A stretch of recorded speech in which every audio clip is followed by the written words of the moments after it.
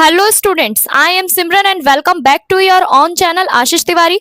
आज का video BA programme semester 2 पे बेस्ड रहने वाला है, जिसमें हम डिस्कस करने वाले हैं मानव विकास की समझ। स्टूडेंट्स, ये जो वीडियो रहने वाली है वो आपके मोस्ट इंपॉर्टेंट वीडियो रहने वाली है, ठीक है। एग्जाम फोकस वीडियो रहने वाली है और आज की इस वीडियो में मैं आप सभी के लिए लेकर आई हूँ top 10 most important question answer, वो भी हिंदी मीडियम में। तो स्टूडेंट्स, अगर आप सभी हमारे चैनल पे फर्स्ट टाइम विजिट कर रहे हैं तो मेक श्योर चैनल को जरूर सब्सक्राइब कर लीजिएगा। तो स्टूडेंट्स, इस वीडियो के अंदर जो भी मैं क्वेश्चन आप सभी के लिए लेकर आई हूँ, ये हमने रैंडमली नहीं उठाए हैं, बल्कि previous year question paper, important topics and teacher suggestion के बेस पर ही केयरफुली सिलेक्ट इन्हें किया गया है। अगर आपने ये टॉप 10 मोस्ट इंपॉर्टेंट क्वेश्चन अच्छे से पढ़ लिए, समझ लिए, तो मान लीजिए कि एग्जाम का 80 से 90% जो आपका पेपर जो है वो यहीं से कवर हो जाएगा। तो ये सिंगल वीडियो ही आपके एग्जाम पर्पज से बहुत ज्यादा इंपॉर्टेंट होती है। ओनली इस वीडियो को देखने के बाद आप अच्छा खासा स्कोर अपने एग्जाम में कर सकते हैं एंड अदर किसी वीडियो की जो नीड है आपको फिर यहाँ पे नहीं पड़ेगी। तो स्टूडेंट्स, अगर आप हमारे चैनल पे फर्स्ट टाइम विजिट कर रहे हो तो चैनल को जरूर सब्सक्राइब कर लीजिएगा, जिससे आने वाली सभी वीडियो की नोटिफिकेशन आप सभी को टाइम पर मिल जाए। और हाँ, इस वीडियो में आप सभी के लिए एक स्पेशल गिव अवे भी है। आप सभी के लिए मैं यहाँ पे लेकर आई हूँ एक स्पेशल गिव अवे। वीडियो के बीच में मैं आपसे इस सब्जेक्ट से रिलेटेड कुछ क्वेश्चन पूछूंगी। जो भी स्टूडेंट्स इनके करेक्ट आंसर सबसे पहले देंगे, स्टार्टिंग के 3 लकी विनर्स को हमारी तरफ से मिलेंगे फ्री नोट्स, वो भी इसी सब्जेक्ट के। तो विनर निकलते के साथ ही हम अनाउंस कर देंगे हमारे व्हाट्सएप एंड टेलीग्राम चैनल पर। तो आप सभी हमारे व्हाट्सएप एंड टेलीग्राम चैनल को फॉलो करके जरूर रख लीजिएगा, लिंक आपको डिस्क्रिप्शन में मिल जाएगी। तो ये वीडियो को पूरा देखना है, आपको स्किप नहीं करना है, क्योंकि गिव अवे का क्वेश्चन किसी भी मोमेंट पे आ सकता है। और सबसे बेस्ट बात ये कि हमारे लेक्चर जो है वो 100% आपके लिए फ्री वीडियो सीरीज रहती है। लेकिन अगर आपको इन्हीं लेक्चर के वेल ऑर्गेनाइज नोट्स चाहिए है तो वो भी हमारी वेबसाइट पे पेड नोट्स जो हैं आपके अवेलेबल आपको मिल जाएंगे यहाँ पे हमारी वेबसाइट पे। तो ये जो नोट्स रहने वाले हैं वो आपके हिंदी और इंग्लिश दोनों मीडियम में रहने वाले हैं और प्राइस भी आपका यहाँ पे स्टूडेंट फ्रेंडली होने वाला है, ठीक है। तो प्राइस भी हमने यहाँ पे आपको यहाँ पे ओनली 50 रुपीज यहाँ पे नोट्स का प्राइस रखा है। तो डिस्क्रिप्शन में हमारी वेबसाइट का लिंक आपको दे दिया जाएगा, इस लिंक पे आप क्लिक करके नोट्स को आसानी से बाय कर सकते हैं। अगर आपको नोट्स नहीं लेने हैं तो आप वीडियो लेक्चर को भी देखकर अपने एग्जाम में अच्छा खासा स्कोर कर सकते हैं।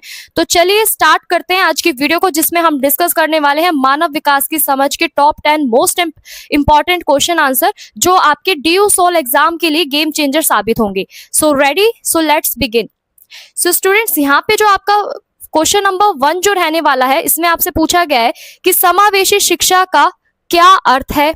भारत में इसका ऐतिहासिक विकास, संबंधित संवैधानिक प्रावधानों तथा विद्यालयों में सामाजिक समावेशन को बढ़ावा देने वाली शैक्षिक प्रक्रियाओं का यहाँ पे हमें चर्चा करना है। वहीं आपसे ये प्रश्न इस तरीके से भी पूछा जा सकता है कि समावेशी शिक्षा की आवश्यकता, उद्देश्य तथा प्रमुख विशेषताओं का यहाँ पे वर्णन कीजिए। तो दोनों में ही हमें क्या बताना है, आपका भारत के अंदर जो समावेशी शिक्षा है उसके बारे में हमें बताना है कि इसकी आवश्यकता क्यों है भारत के अंदर और इसके क्या उद्देश्य है और कौन कौन सी इसकी विशेषता है। वहीं अगर हम भारत में आपके जितने भी विद्यालय हैं उसमें समावेशन को बढ़ाने की जो शैक्षिक प्रक्रिया है उस पे हमें यहाँ पे उसके बारे में बताना है।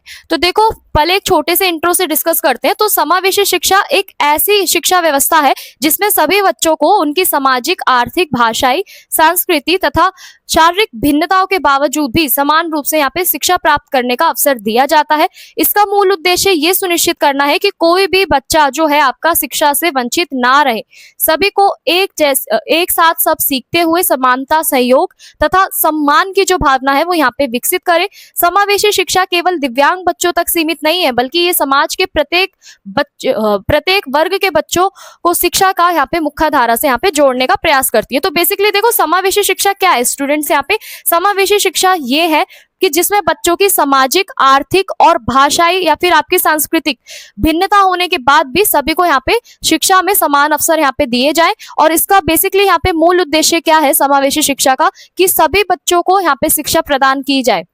कोई भी बच्चा ऐसा ना हो जिसको यहाँ पे एजुकेशन नहीं मिल रही हो, इसलिए सबको यहाँ पे शिक्षा प्रदान की जाए और सभी विद्यार्थियों को उनके साथ समान जो है व्यवहार किया जाए, समानता मिले सबको बराबर रूप से, ठीक है, सहयोग मिले। और समावेशी शिक्षा जो है ना वो केवल आपके जो डिसेबल बच्चे जो होते हैं, सॉरी, जिसको हम स्पेशल चाइल्ड बोलते हैं, यहाँ पे डिसेबल जो वर्ड है वो यूज करना गलत होगा, हम यहाँ पे उनको स्पेशल चाइल्ड बोलते हैं। तो समावेशी शिक्षा जो है ना, आपके दिव्यांग बच्चे यानी आपके जो स्पेशल चाइल्ड है उनको ही देने की यहाँ पे बात नहीं करती है, बल्कि ये क्या कहती है कि समाज में हर वर्ग के बच्चे, चाहे वो आपकी किसी भी पृष्ठभूमि से आए, ठीक है, उन सबको यहाँ पे शिक्षा से जोड़ने का प्रयास करती है।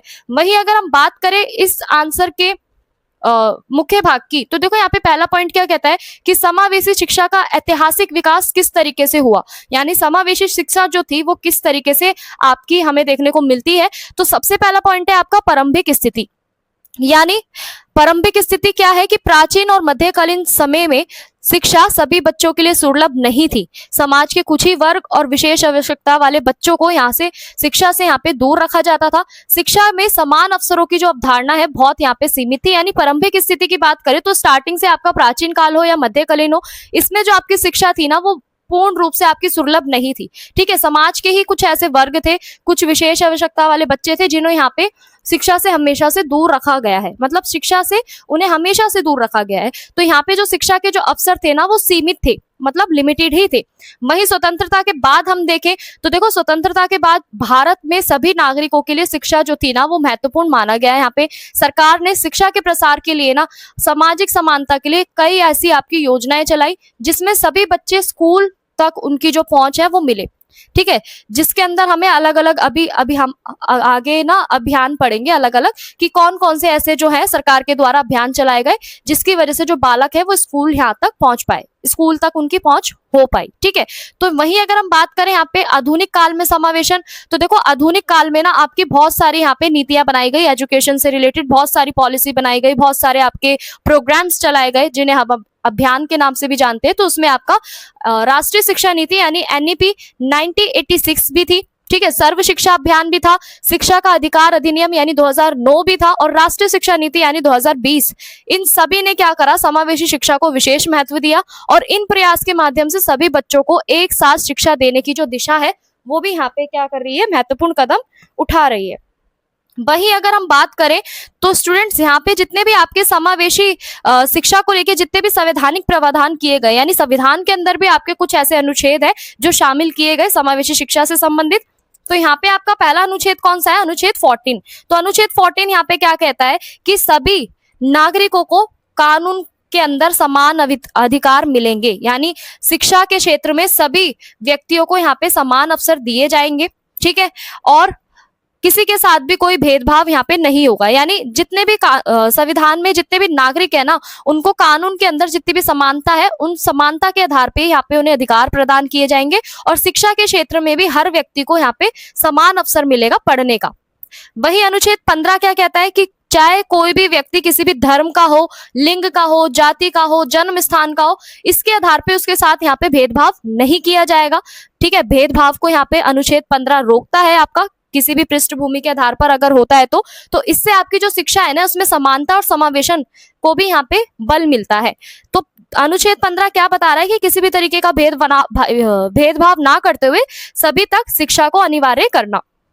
वही आपका अनुच्छेद 21 जिसमें आपका अनुच्छेद ए यानी आपका का आता है, तो अनुच्छेद 21 क्या कहता है कि इसके अंदर ना आपका जो 6 से लेके 14 वर्ष तक के जितने भी बच्चे हैं ना उन्हें फ्री एजुकेशन यहाँ पे दी जाएगी, निःशुल्क जो शिक्षा है वो आपकी यहाँ पे दी जाएगी, जिससे सभी बच्चों को ना यहाँ पे विद्यालय शिक्षा प्राप्त करने का यहाँ पे मौका मिलेगा। यानी अनुच्छेद 21 के अंतर आपकी जो फ्री एजुकेशन जो है इसकी बात की गई। वही अनुच्छेद 46 की बात करें, ठीक है, यानी 46 की बात करें, अनुच्छेद 46 की, तो ये क्या कहता है कि राज्य को समाज के कमजोर और वंचित वर्गों के शैक्षिक हितों को बढ़ावा देने के लिए यहाँ पे निर्देश देता है और सामाजिक समावेशी जो शिक्षा है इसकी भावना को भी मजबूत मिलती है। यानी राज्य को यहाँ पे क्या कर रहा है अनुच्छेद 46 कि राज्य को समाज के जितने भी कमजोर वर्ग है, जितने भी वंचित वर्ग है, उनको उनके शैक्षिक हितों की यहाँ पे वो बात कर रहा है, उनको बढ़ावा देने के लिए यहाँ पे वो बात कर रहा है।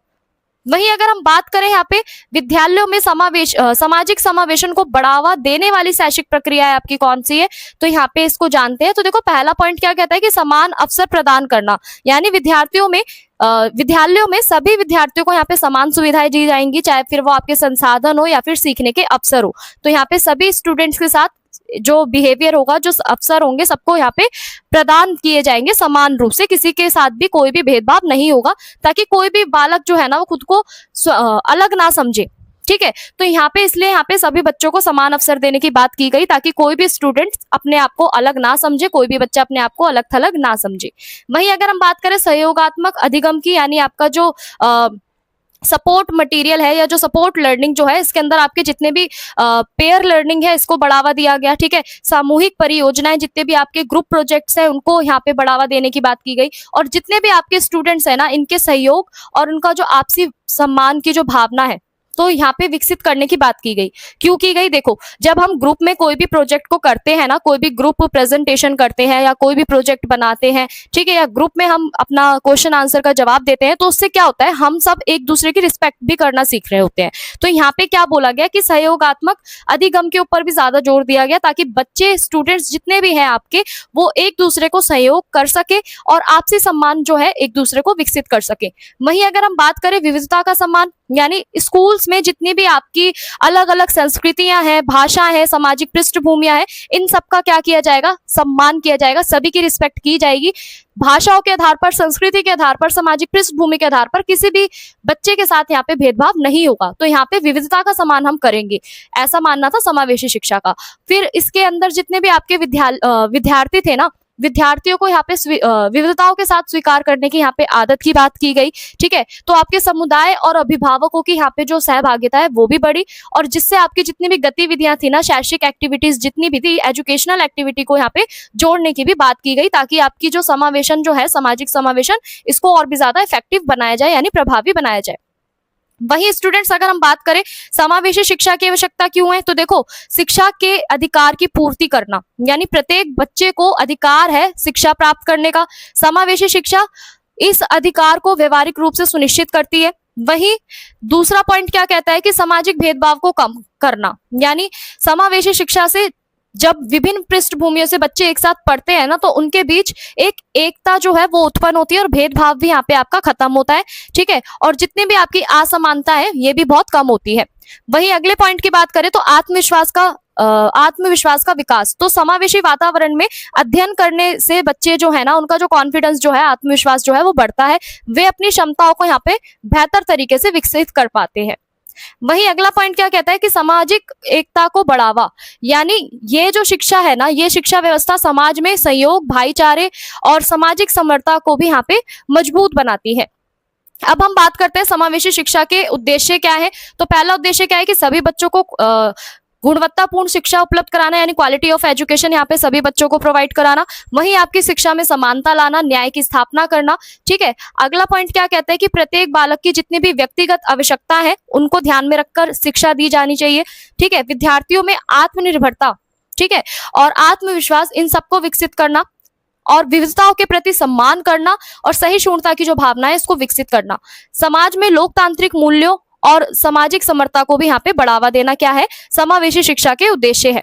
वहीं अगर हम इसकी विशेषताओं की बात करें तो देखो क्या है इसकी विशेषता। पहली विशेषता क्या है कि सभी के लिए शिक्षा।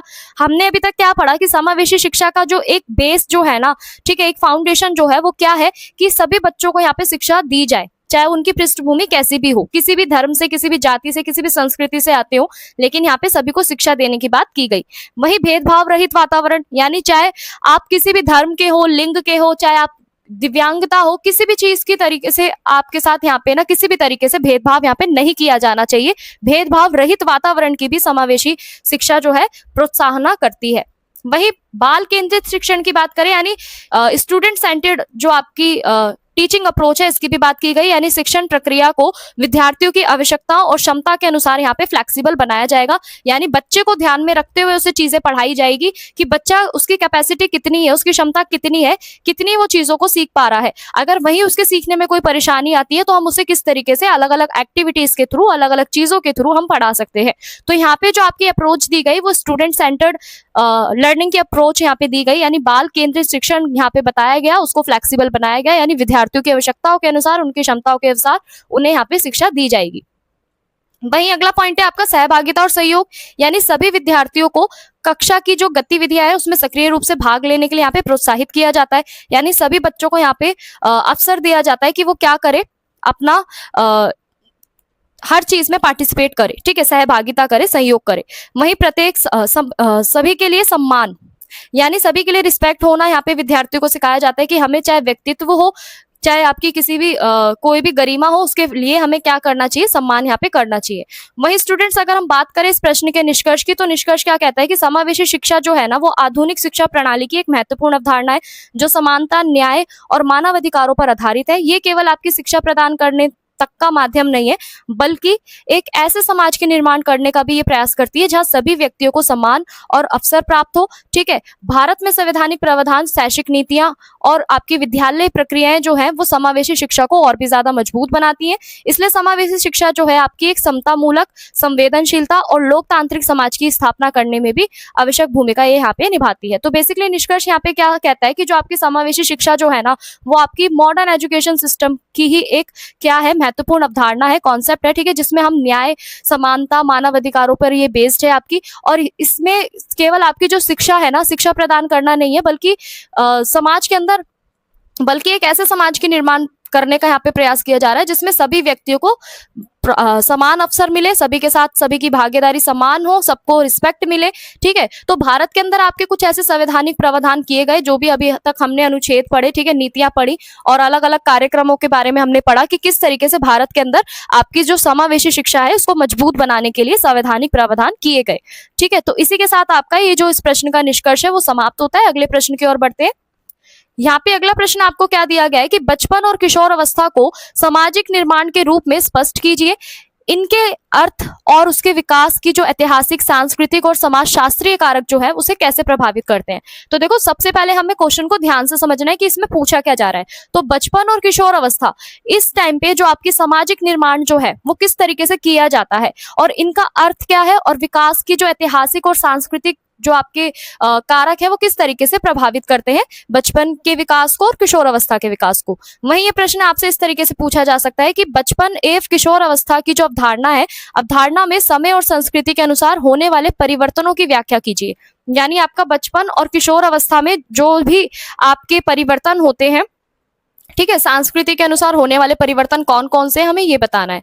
तो अगर हम बात करें इस प्रश्न के परिचय की, तो देखो यहाँ पे मानव जीवन जो है ना वो विकासात्मक अवस्थाओं से होकर गुजरता है। जैसे हमने हमारी लेक्चर वाली वीडियोस में अलग अलग स्टेजेस पढ़ी हैं डेवलपमेंट की। ठीक है, किस तरीके से पूरा एक मानव जीवन का जो विकास है वो चलता रहता है, जिसमें आपकी बचपन और किशोर अवस्था, ये दो आपकी महत्वपूर्ण स्टेजेस मानी जाती हैं आपके ह्यूमन डेवलपमेंट में। ठीक है, तो इसके जितने भी आपके जैविक विकास की जो अवधारणा है ना, इसको माना जाता है। और समाजशास्त्रीय दृष्टिकोण से ये केवल आपकी जैविक अवस्थाएं नहीं है, बल्कि सामाजिक निर्माण यानी सोशल कंट्रक्ट का भी क्या करती है, काम करती है। अगर हम बात करें सामाजिक निर्माण की, तो इसका मतलब क्या होता है। देखो, सामाजिक निर्माण वो होता है जब हम किसी अवधारणा का स्वरूप समाज, संस्कृति, इतिहास और सामाजिक परिस्थितियों द्वारा हम निर्धारित यहाँ पे करते हैं। तो विभिन्न समाजों और संस्कृतियों में बचपन और किशोर अवस्था के अर्थ, भूमिकाएं, अपेक्षाएं आपकी अलग अलग हो सकती हैं, और यही कारण है कि इन अवस्था को समझने के लिए ना सामाजिक और सांस्कृतिक और ऐतिहासिक संदर्भ का अध्ययन करना बहुत ज्यादा जरूरी होता है। तो यहाँ पे आपका जो सामाजिक निर्माण जो है उसका मीनिंग क्या है कि समाज की संस्कृति, इतिहास और सामाजिक जो परिस्थितियां हैं उसको यहाँ पे निर्धारित करना ही आपका सामाजिक निर्माण कहलाता है। अगर हम बात करें यहाँ पे सामाजिक निर्माण के रूप में बचपन और किशोर अवस्था की, तो देखो, बचपन और किशोर अवस्था जो है ना वो सामाजिक निर्माण उन्हें इसलिए कहा जाता है क्योंकि इनकी परिभाषा केवल आयु या शारीरिक विकास पे आधारित नहीं होती, बल्कि समाज के द्वारा निर्धारित की जाती है। और समाज ये तय करता है कि बच्चों और किशोरों को कौन कौन से यहाँ पे अधिकार प्राप्त होंगे और उनसे कौन कौन सी हमें उम्मीदें रखनी चाहिए, अपेक्षाएं रखनी चाहिए। ठीक है, तो समाज में उनका क्या स्थान होगा ये भी हमें पता होना चाहिए। तो उदाहरण से समझे, तो उदाहरण के लिए कुछ समाजों में बच्चों को कम आयु से ही पारिवारिक कार्यों में भाग लेने की जिम्मेदारी दी जाती है, जबकि समाज में उन्हें शिक्षा और खेल कूद पर ज्यादा ध्यान देने के लिए प्रोत्साहित करता है या किया जाता है।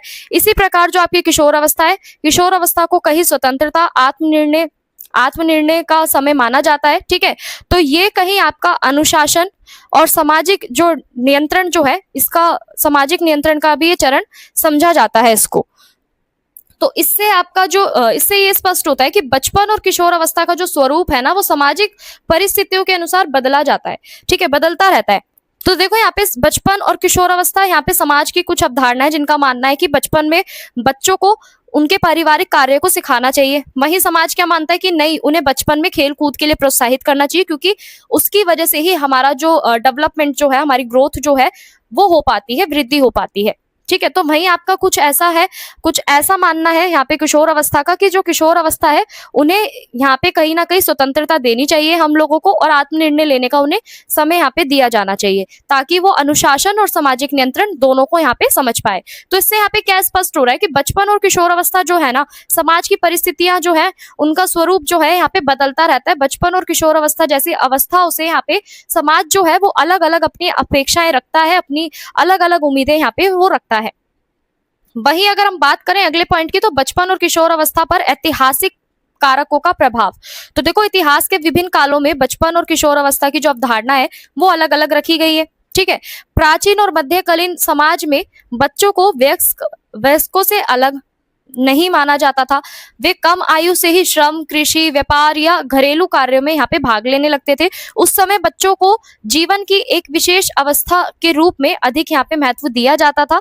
औद्योगिक क्रांति और आधुनिक शिक्षा व्यवस्था के बाद के जो बच्चे हैं, बच्चों को अधिकारों और उनकी आवश्यकताओं पर विशेष ध्यान दिया जाने लगा, और बाल श्रम सीमित करने तथा शिक्षा को अनिवार्य बनाने के भी यहाँ पे प्रयास किए गए। तो देखो, इसे इन शॉर्ट में अगर हम समझे ना, तो ऐतिहासिक कारक अगर हम देखें बचपन और किशोर अवस्था के, तो यहाँ पे हमें क्या देखने को मिल रहा है कि पहले के समय में क्या होता था, प्राचीन और मध्यकालीन समाज में, कि बच्चों को ना बड़ों की तुलना की जाती थी, बच्चों को बड़ों से कंपैरिजन यहाँ पे किया जाता था, उनको अलग अलग यहाँ पे आपके कामों में शामिल किया जाता था। कम आयु के बच्चों को, जैसे आपका कृषि हो गया, ठीक है, घरेलू कार्य हो गए, व्यापार हो गए, इन सब में बच्चे क्या करते थे, कम आयु में ही पहले पार्टिसिपेट करते थे, कामों को करते थे। ठीक है, तो उस समय जो आपका बचपन का जो जीवन था ना, इसको ज्यादा इंपॉर्टेंस यहाँ पे नहीं दी जाती थी। बचपन को पहले अगर सिंपल में समझे, सिंपल भाषा में, इन शॉर्ट में अगर हम समझे, तो बचपन को पहले इतनी इंपॉर्टेंस नहीं मिलती थी जितनी आज के समय में है। तो धीरे धीरे फिर क्या हुआ, हमारी जितनी भी औद्योगिक क्रांतियां हैं, ठीक है, जितने भी चेंजेस है, मॉडर्न एजुकेशन जो सिस्टम है ये डेवलप हुआ। इसके बाद हमारे यहाँ पे क्या किया गया, बच्चों के अधिकारों की बात की गई, उनकी आवश्यकताओं के ऊपर ज्यादातर ध्यान यहाँ पे दिया जाने लगा। तो आपके जितने भी बाल श्रम है, ठीक है, बाल श्रम और शिक्षा अनिवार्य करने का यहाँ पे क्या किया गया, प्रयास किया गया, यानी बाल श्रम को सीमित करने, यानी बाल श्रम को रोकने, मजदूरी को रोकने के लिए यहाँ पे प्रयास किए गए, और शिक्षा को बढ़ावा देने का यहाँ पे बात की गई। तो इसी तरीके से हम कह सकते हैं, इसी प्रकार आपका जो किशोर अवस्था है उसको भी एक स्वतंत्र विकासात्मक चरण के रूप में यहाँ पे पहचान मिली। ठीक है, तो जिसमें व्यक्ति शारीरिक, मानसिक और सामाजिक रूप से क्या हो, परिपक्वता की ओर जाए, यानी मैच्योरिटी जब उसमें आती है। अब हम बात करते हैं अगले पॉइंट की, बचपन और किशोर अवस्था पर सांस्कृतिक कारकों का प्रभाव, यानी बचपन और जो आपकी किशोर अवस्था है इस पे आपका संस्कृति का क्या प्रभाव पड़ा है। तो देखो, संस्कृति किसी भी समाज की मान्यता, परंपरा, रीति रिवाज और मूल्यों का क्या होती है, समूह होती है, और यह संस्कृति जो है ये निर्धारण करती है कि बच्चों और किशोरों के प्रति समाज का जो दृष्टिकोण है वो कैसा है। विभिन्न संस्कृतियों में बच्चों और किशोर अवस्था के अनुभवों में यहाँ पे हमें भिन्नता देखने को मिलती है। ठीक है, तो संस्कृति क्या होती है, हमारे समाज में जितनी भी आपकी मान्यताएं होती है, जितनी भी धार्मिक अनुष्ठान होते हैं, धार्मिक अनुष्ठान बोले तो आपकी भाषा में जैसे पूजा पाठ, ठीक है, मान्यता यानी आपकी परंपराएं, रिचुअल्स, ठीक है, तो इन मूल्यों का जो एक ग्रुप होता है, समूह जो होता है, उसी को हम क्या कहते हैं, संस्कृति बोलते हैं। ठीक है, तो इसमें क्या हुआ, संस्कृति हमें ये निर्धारित करती है कि किशोरों को और बच्चों को, ठीक है, किशोरों को और बच्चों को यहाँ पे समाज के प्रति कैसा दृष्टिकोण रखना है, यानी अलग अलग संस्कृतियों में बचपन और किशोर अवस्था के जितने भी आपके अनुभव है उन्हें किस तरीके से देखना है, ये हमें पता चलता है सांस्कृतिक प्रभावों के कारण। वहीं कुछ संस्कृतियों में बच्चों को स्वतंत्र विचार व्यक्त करने और निर्णय लेने की छूट दी जाती है, जबकि कुछ ऐसी संस्कृति होती है जिनमें उनसे बड़ों के आदेशों का पालन करने की अपेक्षा की जाती है। इसी प्रकार किशोरों के पहनावे, व्यवहार, शिक्षा, विवाह और सामाजिक संबंधों के बारे में भी विभिन्न संस्कृतियों को अलग अलग यहाँ पे मानदंड दिए होते हैं। तो सांस्कृतिक विविधता के कारण बचपन और किशोर अवस्था की जितनी भी आपकी अवधारणा है ये सार्वभौमिक ना होके समाज विशेष के अनुसार ही यहाँ पे निर्मित होती है। तो यहाँ पे हमें क्या पता चला है कि जो भी आपकी संस्कृतियां हैं, कुछ ऐसी संस्कृतियां होती है जिनका मानना होता है कि बचपन में बच्चों को हमें कैसा छोड़ देना चाहिए, एकदम खुला छोड़ देना चाहिए, मतलब उन्हें ज्यादा से ज्यादा उन्हें निर्णय लेने की छूट यहाँ पे दी जानी चाहिए। ठीक है, वही कुछ संस्कृतियां ऐसी होती है जिनका मानना होता है कि नहीं, बच्चों को यहाँ पे सिखाना चाहिए हमें कि हमें किस तरीके से बड़ों का आदेश का पालन करना चाहिए, किस तरीके से रिस्पेक्ट करनी चाहिए। ठीक है, तो वही किशोर अवस्थाओं के जितने भी किशोर हैं उनसे भी एक्सपेक्ट करा जाता है टीन एज से कि वो अपने पहनावे को कैसा रखे, एकदम अच्छा पहनावा रखे, ठीक है, आदर्श व्यवहार करें समाज में, और शिक्षा, विवाह जैसे जितने भी आपके सामाजिक संबंध है इनके बारे में अपनी विभिन्न संस्कृतियों के लिए अलग अलग ये क्या करे, एक स्टैंडर्ड डिसाइड करे, यानी एक मानक मानदंड स्टार्ट करें, ठीक है। तो जितनी भी आपकी सांस्कृतिक विविधता है ना, सांस्कृतिक विविधताओं के कारण क्या हो रहा है कि बचपन और किशोर अवस्था की जो अवधारणा है ये सार्वभौमिक ना होके, सबके लिए ना होके, कुछ ही समाज के कुछ ही जो बच्चे हैं, किशोर हैं, उनके लिए यहाँ पे निर्मित की गई है, बनाई गई है।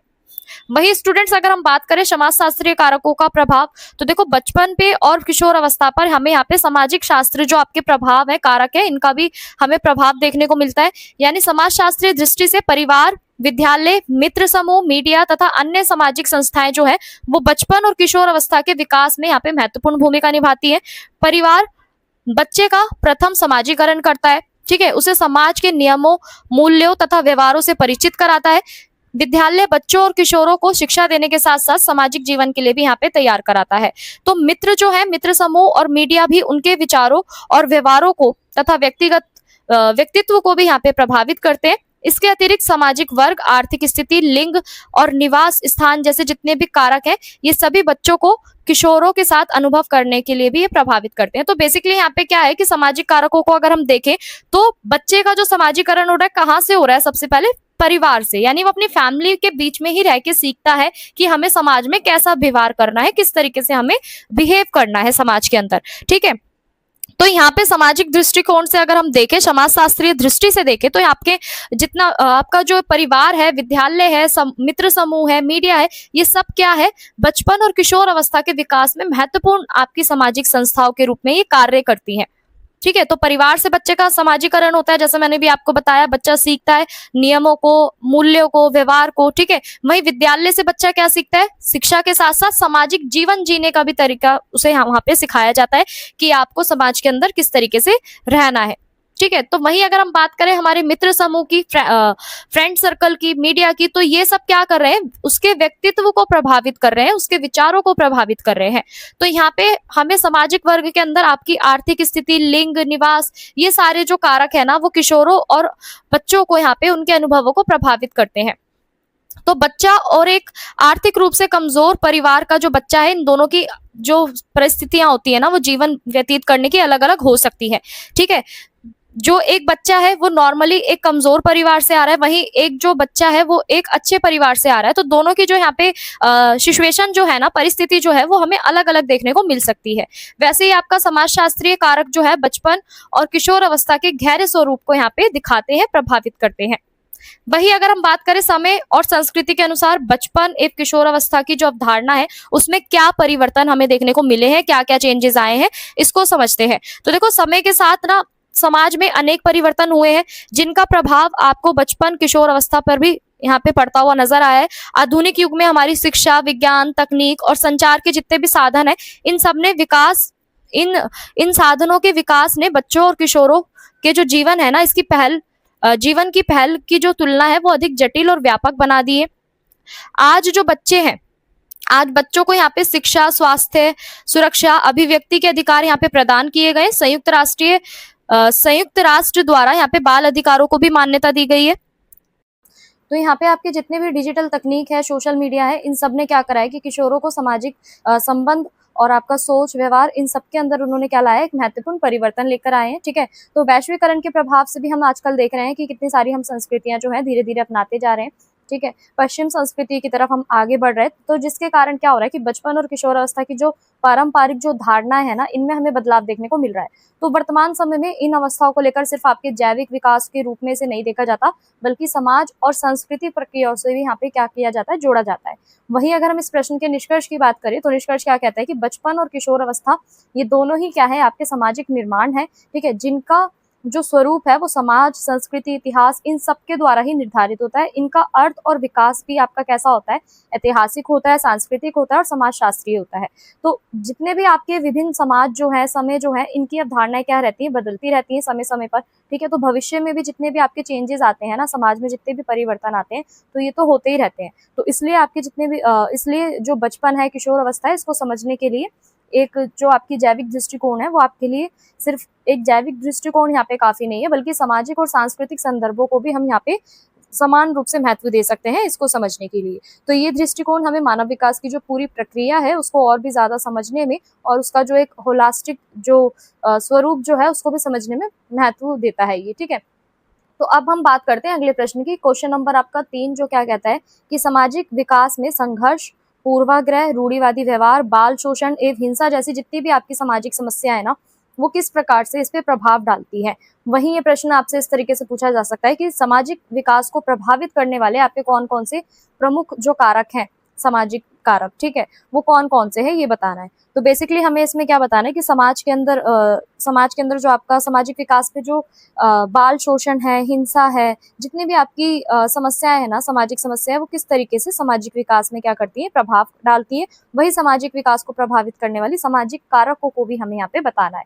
तो देखो, अगर इसे छोटे से इंट्रो से समझे ना, तो मनुष्य क्या है, एक सामाजिक प्राणी है, ठीक है। उसका विकास किसके द्वारा होता है, हमारे समाज के थ्रू होता है, सोसाइटी में रहकर ही संभव हो पाता है, क्योंकि हम वहीं से ही सारे मूल्यों को, सारी वैल्यूज को वहीं से ही सीखते हैं। तो जब व्यक्ति जन्म से सामाजिक गुणों को लेकर कोई भी यहाँ पे नहीं आता, यानी जन्म से ही हम लोग क्या है, सामाजिक गुणों को लेकर यहाँ पे नहीं आते, बल्कि हम धीरे धीरे अपने परिवार में, विद्यालय में, अपने मित्रों के साथ, समाज के अन्य सदस्यों के साथ जब हम रहते हैं, ठीक है, उनके साथ व्यवहार करते हैं, तभी हम क्या सीख पाते हैं, यहाँ पे सामाजिक व्यवहार सीख पाते हैं। तो इसी प्रक्रिया को ना हम यहाँ पे सामाजिक विकास कहते हैं, ठीक है। सामाजिक विकास क्या हुआ कि जब हम अपने परिवार से, ठीक है, विद्यालय से, मित्र समूह से, समाज के अन्य सदस्यों से जब उनके हम संपर्क में आते हैं, उनसे सामाजिक व्यवहार सीखते हैं, तो वही आपका सामाजिक विकास कहलाता है। अब देखो, इसके अंदर सामाजिक विकास जो है ना, सामाजिक विकास में आपका सामाजिक अंतरक्रिया की भी बहुत ज्यादा महत्वपूर्ण भूमिका होती है। क्यों होती है? क्योंकि इसी के माध्यम से क्या होता है कि हमारा समाज के नियम हम क्या सीख पाते हैं, हम समाज के नियम सीख पाते हैं, उसकी मूल्य सीख पाते हैं, रिचुअल्स यानी आपकी परंपराएं सीख पाते हैं, ठीक है, व्यवहार को समझ पाते हैं। तो सामाजिक अंतरक्रिया जो है ना, वो व्यक्ति को सहयोग भी दे रही है, सहानुभूति भी दे रही है, सहिष्णुता भी दे रही है, जितने भी मतलब आपके जो गुण है ना, उनको विकसित यहाँ पे करने में सहायता कर रही है। कौन? आपकी सामाजिक अंतरक्रिया, ठीक है। यानी समाज में जब हम संपर्क में आ रहे हैं, एक दूसरे समाज के अन्य सदस्यों के साथ जब हम अपना संपर्क बिठा रहे हैं, बातचीत कर रहे हैं, तो उसके माध्यम से हमारे अंदर ये सारे जो गुण हैं वो डेवलप हो रहे हैं। वहीं समाज के अंदर आपको कुछ ऐसी समस्याएं भी देखने को मिलेंगी जो सामाजिक विकास को बहुत ज्यादा प्रभावित करती है, जिनमें है आपका संघर्ष, पूर्वाग्रह, रूढ़िवादी व्यवहार और बाल शोषण और हिंसा। ये सारी क्या करती हैं, आपके व्यक्ति के सामाजिक विकास पे क्या करती हैं, उसको प्रभावित करती हैं। व्यक्ति के सामाजिक संबंध, मानसिक स्थिति, उसका व्यक्तित्व विकास पर भी क्या करती है, नकारात्मक प्रभाव डालती है। तो इन समस्याओं के कारण क्या होता है कि व्यक्ति का जो समाज के साथ जो स्वास्थ्य जो समायोजन जो होता है ना, यानी जो उसका एक जो बैलेंस जो होता है समाज के साथ, उसे कठिन हो जाता है, उसके साथ कोऑर्डिनेशन बिठाना, ठीक है, समायोजन करना बहुत मुश्किल हो जाता है। तो इसलिए आपका जो सामाजिक विकास है ना, सामाजिक विकास और सामाजिक अंतरक्रिया, इन दोनों को ही समझने के लिए ना हमें सामाजिक समस्याओं के प्रभावों को पहले जानना होगा कि समाज के अंदर आपकी कौन कौन सी समस्या जो है वो सामाजिक विकास में बाधा बनती है या आपकी सामाजिक अंतरक्रिया में बाधा बनती है। तो चलिए इसको डिस्कस करते हैं। अगर यहाँ पे हम देखो पहले पॉइंट की बात करें ना, तो पहला पॉइंट आपका क्या है कि सामाजिक अंतरक्रिया की अवधारणा। सबसे पहले हम समझेंगे कि सामाजिक अंतरक्रिया की अवधारणा क्या है। तो देखो, सामाजिक अंतरक्रिया से क्या मतलब है यहाँ पे कि दो या दो से अधिक जब व्यक्तियों के बीच में होने वाला पारस्परिक संपर्क, संवाद, व्यवहार से है। यानी सामाजिक अंतरक्रिया, जैसा मैं अभी आपको बता चुकी हूँ, जब हम बाहर समाज में रहते हैं, ठीक है, समाज के अंदर जब एक दूसरे के संपर्क में हम आते हैं, एक दूसरे से बातचीत करते हैं, ठीक है, संवाद करते हैं, उनके साथ व्यवहार करते हैं, ठीक है, तो वही आपका क्या कहलाता है, सामाजिक अंतरक्रिया कहलाता है। तो ये जो सामाजिक जीवन जो है ना, सामाजिक अंतरक्रिया जो है वो आपका सामाजिक जीवन का ही एक क्या है, आधार है।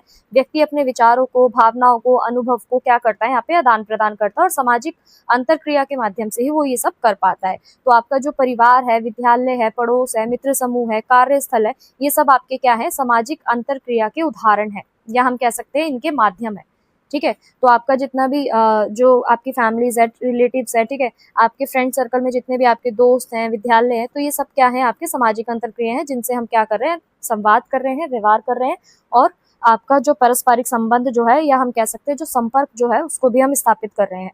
तो इसी को क्या कहा जाता है, यहाँ पे सामाजिक अंतरक्रिया यहाँ पे कहा जाता है। तो देखो, सामाजिक अंतरक्रिया के अंदर क्या होता है कि व्यक्ति को ना सामाजिक मानदंडों और उसको मूल्यों से परिचित कराया जाता है। यानी आपका एक सोसाइटी में, एक समाज में रहने के लिए आप यहाँ पे कौन कौन सी वैल्यूज को सीखते हैं, क्या क्या जरूरी होता है समाज के अंदर अगर आप रह रहे हैं तो, और कौन कौन से उसके स्टैंडर्ड्स होते हैं, यानी आपके जितने भी मानक होते हैं, मानदंड जो होते हैं, उसको भी सामाजिक अंतरक्रिया हमसे क्या करती है, परिचित कराती है। ठीक है, तो व्यक्ति समाज में रहने के अलग अलग उचित तरीके यहाँ पे देखता है, सामाजिक संबंधों का भी फिर वो निर्माण करता है। तो सामाजिक अंतरक्रिया के अभाव से ना सामाजिक विकास आपका संभव नहीं हो पाता। क्यों? क्योंकि जो व्यक्ति है ना वो समाज से कटकर ही अपने सारे सामाजिक दायित्वों को, यानी उसकी जो ड्यूटीज होती है, ठीक है, दायित्वों का मीनिंग यहाँ पे क्या है कि आपकी ड्यूटीज, तो इन सबको क्या कर सकता है, वो भूमिकाओं को, इन सारी भूमिकाओं को सही प्रकार से नहीं समझ सकता। तो ये है आपका सामाजिक अंतरक्रिया की अवधारणा, जिसमें हमने जाना कि जब दो या दो से व्यक्ति जब एक दूसरे के संपर्क में आते हैं समाज में, तो वो किस तरीके से आपकी सामाजिक अंतरक्रिया कहलाती है। वहीं अगर हम बात करें अगले पॉइंट की, तो अगला पॉइंट क्या कहता है कि संघर्ष का सामाजिक विकास पर प्रभाव, यानी आपका संघर्ष का जो सामाजिक विकास पे प्रभाव है वो क्या पड़ता है। तो देखो, संघर्ष जो है ना वो मानव जीवन का एक सामान्य भाग है। ठीक है, जब ये धीरे धीरे बढ़ता है ना तो क्या होता है कि सामाजिक विकास पर प्रतिकूल प्रभाव ये अपना डालता है। तो संघर्ष जो है वो व्यक्तियों के समूहों या आपके समुदायों के बीच एक मतभेद भी उत्पन्न करता है। ठीक है, एक कॉन्फ्लिक्ट भी क्या करता है, ये उत्पन्न करता है। ठीक है, तो विरोध की स्थिति यहाँ पे क्या होती है, आपकी जन्म लेती है। तो इसके कारण आपका जितना भी यहाँ पे सहयोग होता है, जितना भी आपके विश्वास की जो भावनाएं होती हैं, वो कमजोर पड़ सकती है। तो संघर्षपूर्ण वातावरण में रहने वाले जो आपके बच्चे जो होते हैं, जो किशोर जो होते हैं, उनके मन में ना एक भय होता है, तनाव होता है और असुरक्षा की जो भावना है वो विकसित होती है। यानी समाज के अंदर ना, बेसिकली अगर हम इसे सिंपल भाषा में समझे ना, तो समाज के अंदर ना कई ऐसे हमें संघर्ष देखने को मिलते हैं। ठीक है, कई ऐसी हमें पुरानी रूढ़िवादी सोच देखने को मिलती है, जिससे क्या होता है कि जो आपके जो बच्चे जो है ना, ठीक है, बच्चे और किशोरों पर उसका जो प्रभाव जो है वो सीधे रूप से हमें यहाँ पे देखने को मिलता है। ठीक है, तो यहाँ पे क्या होता है कि जब बच्चे ऐसे समाज में रहते हैं, ठीक है, हो सकता है कि परिवार के अंदर कुछ ऐसी तनाव की स्थिति हो, या कुछ ऐसी हिंसा का कोई कारण हो, या तनाव का कोई ऐसा कारण हो, तो ये सारी जो भावना है ना आपकी धीरे धीरे विकसित होने लगती है बच्चों और किशोरों में। और फिर वो दोनों क्या हो जाते हैं, आपके जो बच्चे हैं, जो किशोर हैं, वो भी क्या होने लगते हैं, धीरे धीरे खुद को असुरक्षित महसूस करने लगते हैं। उनके मन में एक भय होता है, तनाव होता है, तो ये सारी भावनाएं उनके यहाँ पे विकसित होने लगती है। तो सामाजिक संबंधों का ना हमें एकदम सकारात्मक दृष्टिकोण से इसको हम नहीं देख पाते। कई बार ये ना आक्रामक व्यवहार भी करता है। आक्रामक व्यवहार मतलब कुछ ऐसी स्थिति उत्पन्न कर देता है जिसमें आपका हिंसा, विरोध, ये सारी चीजें हमें देखने को मिलती है। तो लगातार संघर्ष जो है ना वो समाज में एकता और आपका जो भाईचारा जो है इसको भी क्या करती है, कमजोर बनाती है। इसका रिजल्ट क्या होता है, परिणाम स्वरूप आपका जो सामाजिक विकास जो है ना, इसकी पूरा प्रोसेस, इसकी पूरी प्रक्रिया आपकी बाधित हो जाती है, तथा सामाजिक समरसत्ता जो है आपकी वो प्रभावित होती है। तो इस तरीके से संघर्ष के द्वारा भी ना आपका जो सामाजिक विकास है वो भी बहुत ज्यादा यहाँ पे प्रभावित होता है, ज्यादातर बच्चों और किशोरों में। वहीं अगले पॉइंट की बात करें तो यहाँ पे जो आपका अगला पॉइंट है वो क्या कहता है कि पूर्वग्रह एवं रूढ़िवादी व्यवहार का सामाजिक विकास पे प्रभाव। ठीक है, तो चलिए इसको समझते हैं। अगर हम बात करें यहाँ पे पूर्वग्रह की, तो पूर्वग्रह यहाँ पे क्या अवधारणा है। देखो, ये वो अवधारणा है जिसमें किसी व्यक्ति या समूह के प्रति बिना पर्याप्त जानकारी के सकारात्मक या नकारात्मक यहाँ पे जो राय जो है ना वो बना ली जाती है।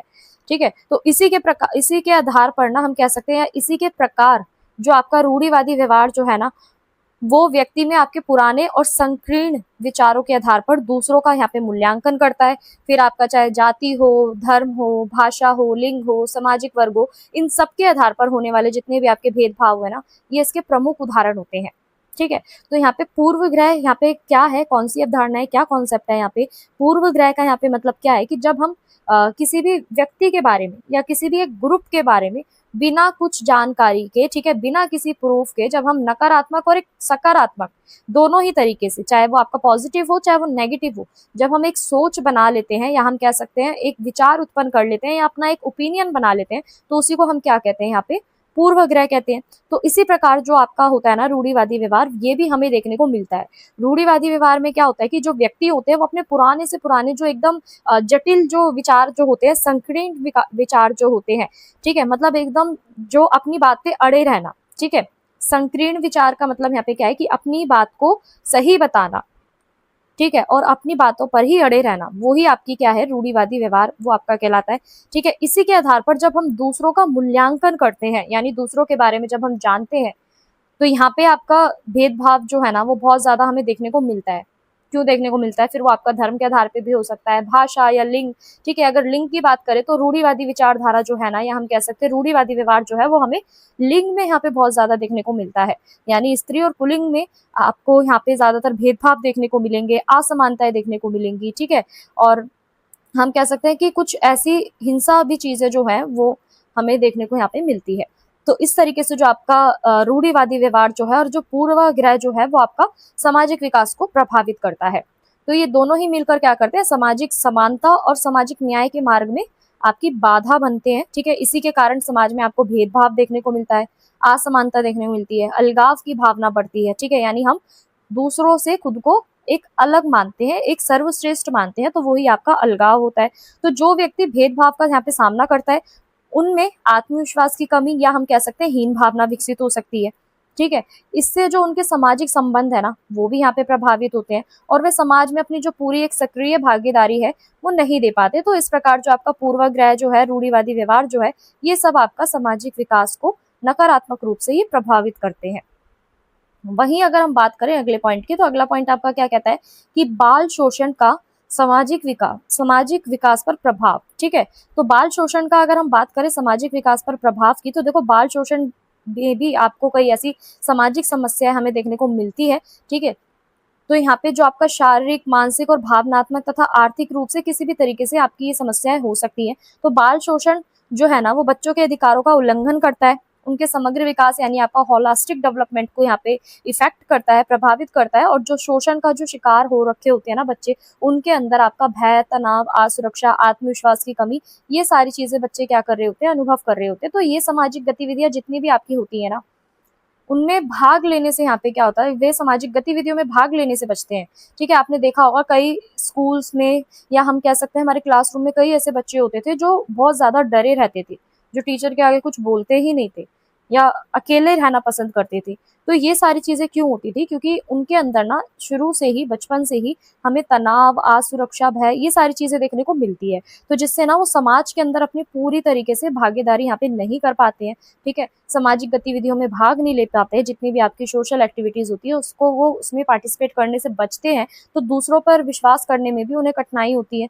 ठीक है, तो इसके अतिरिक्त जितना भी आपका बाल शोषण जो है ना, बाल शोषण क्या कर रहा है? बच्चों की शिक्षा, स्वास्थ्य, व्यक्तित्व विकास पर भी क्या कर रहा है? अपना एक नेगेटिव इम्पैक्ट डाल रहा है, यानी नकारात्मक प्रभाव डाल रहा है। तो ऐसे बच्चे जो है ना वो समाज के साथ स्वास्थ्य संबंध स्थापित करने में उन्हें कठिनाइयों का सामना करना पड़ता है, जिससे जो उनका सामाजिक विकास है ना वो भी बाधित हो जाता है। तो इस तरीके से आपका जो आपका पूर्वाग्रह वाला जो पॉइंट है वो मैंने आपको एक्सप्लेन करा, और उसके बाद मैंने आपको यहाँ पे बताया बाल शोषण जो है वो आपका किस तरीके से सामाजिक विकास को प्रभावित करता है। वहीं अगर हम अगले पॉइंट की बात करें तो हिंसा का सामाजिक विकास पर प्रभाव, यानी हिंसा का क्या विकास पे हमारे प्रभाव पड़ता है, सामाजिक विकास पे। तो देखो हिंसा की बात करें ना, तो हिंसा जो है ना वो समाज में असुरक्षा, भय, तनाव, ये सारा वातावरण वो उत्पन्न करती है।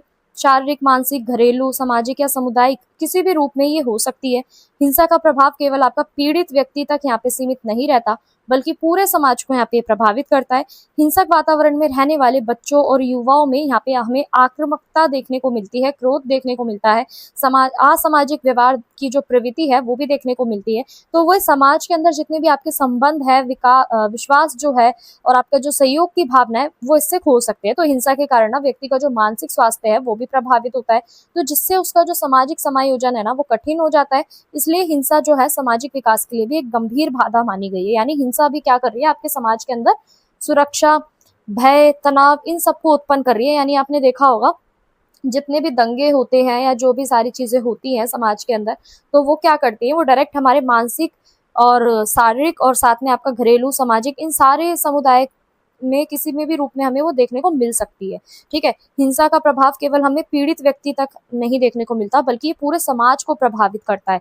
यानी हिंसक वातावरण में रहने वाले जितने भी बच्चे जो होते हैं, जो युवा जो होते हैं, उनके अंदर एक आक्रामकता आती है, क्रोध आता है, असामाजिक व्यवहार आता है।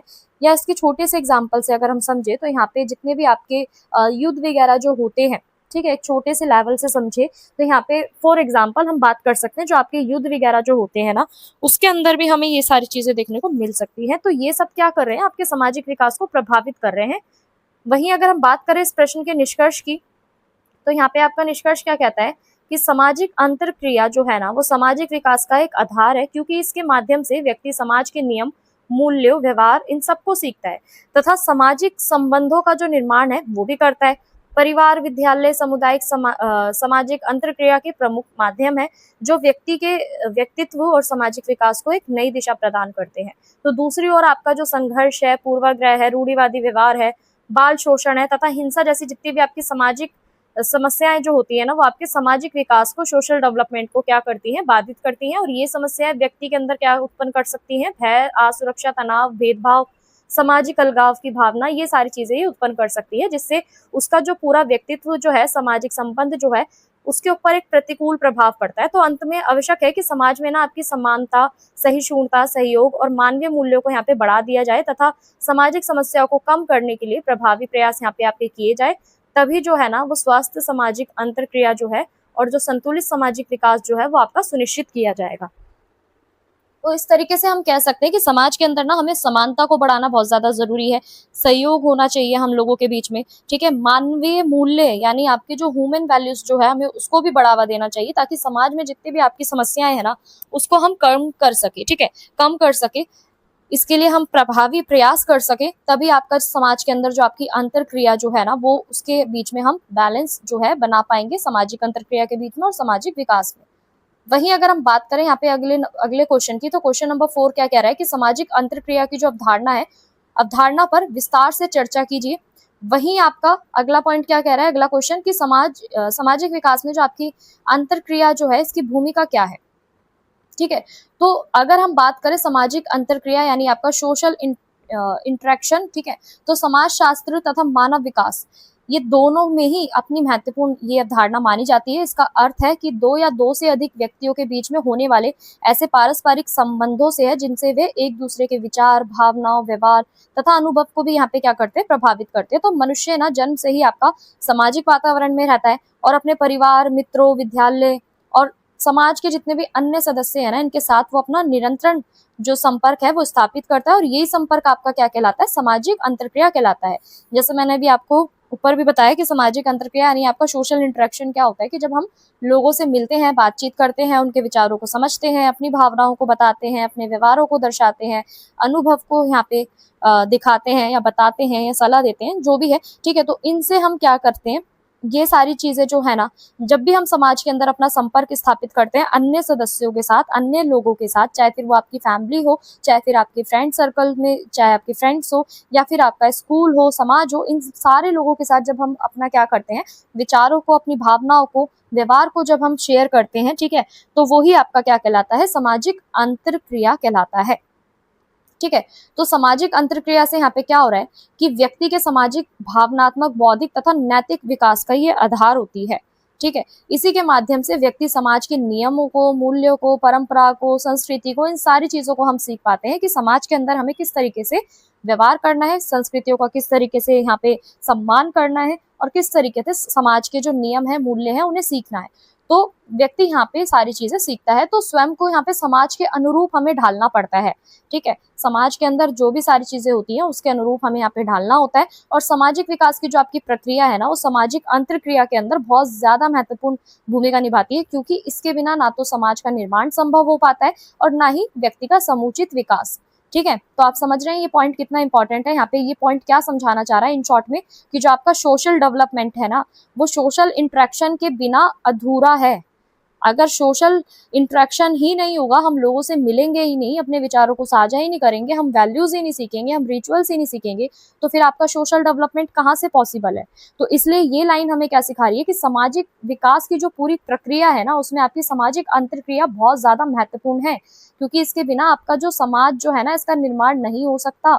आपका जो सोसाइटी है, ठीक है, जो आपका जो सोसाइटी जो है उसका हम निर्माण यहाँ पे नहीं कर पाते, संभव ही नहीं है, और इससे आपकी फिर पर्सनालिटी डेवलपमेंट भी नहीं हो पाता, व्यक्ति का समुचित विकास की बात करें यहाँ पे, तो आपका होलिस्टिक डेवलपमेंट भी यहाँ पे क्या है, पॉसिबल नहीं हो पाता अगर यहाँ पे आपका सामाजिक अंतरक्रिया अगर नहीं होती सामाजिक विकास में, तो ठीक है। वहीं अगले पॉइंट की बात करें तो सामाजिक सीखने तथा व्यक्तित्व निर्माण में भी इसकी भूमिका होती है। यानी आपका जो सोशल इंटरेक्शन जो होता है ना, वो हमें सीखने के लिए भी बहुत ज्यादा जरूरी माना जाता है। तो यहाँ पे जो बच्चा है वो अपने माता पिता, भाई बहन, मित्र, शिक्षक, इन सब के संपर्क में आके यहाँ पे क्या सीखता है, वो भाषा सीखता है, व्यवहार सीखता है, आदतें सीखता है, सामाजिक नियम सीखता है कि उसे समाज में कैसे बिहेव करना है। अगर हम किसी रिलेटिव्स के यहाँ जा रहे हैं तो उन्हें नमस्ते बोलना है, उनका आदर सम्मान करना है, ठीक है। अगर हम कहीं बाहर जा रहे हैं या किसी शॉप पे जा रहे हैं तो हमें वहां पे किस तरीके से बोलना है। तो ये सारे आपके क्या होते हैं, सामाजिक व्यवहार होते हैं, ठीक है। सोशल इंटरेक्शन के जो आपके जितनी सारी ये जो चीजें होती हैं ये जरूरी होती हैं, यानी ये वैल्यूज को आपको सीखना होता है और ये सारे व्यवहार भी सीखने होते हैं। तो वही जो सामाजिक जो व्यक्तित्व का निर्माण में भी समाज की जो भूमिका है ना, वो बहुत ज्यादा जरूरी है। यानी हमारे सीखने के तरीके को भी ये जो सामाजिक विकास है वो प्रभावित करता है, या हम कह सकते हैं सामाजिक अंतरक्रिया जो है आपकी प्रभावित करती है। सपोज दैट एक बच्चा है, बच्चा अपने माता पिता से यहाँ पे सच बोलना सीखता है, ठीक है, अच्छी बातें सीखता है, आदर सम्मान सीखता है। वही बहन भाइयों से वो काफी सारी अपनी चीजें सीखता है कि किस तरीके से हम शेयरिंग केयरिंग कर सकते हैं, ठीक है। दोस्तों के साथ वो वहाँ पे कोऑपरेट सीख रहा है, ठीक है, सहयोग की भावना सीख रहा है। शिक्षकों के संपर्क में आके वो भाषा सीख रहा है, ठीक है, व्यवहार सीख रहा है, गुड मैनर्स सीख रहा है, यानी आपकी अच्छी आदतें सीख रहा है। तो ये सब क्या है, आपके सामाजिक नियमों को ये सिखाता है। कौन सिखाता है? आपका सोशल इंटरेक्शन। तो सामाजिक वातावरण में प्राप्त जितने भी हमें अनुभव जो होते हैं, एक्सपीरियंसेस जो होते हैं, वो हमारे एक पर्सनालिटी को एक शेप देते हैं, व्यक्तित्व को एक आकार देते हैं।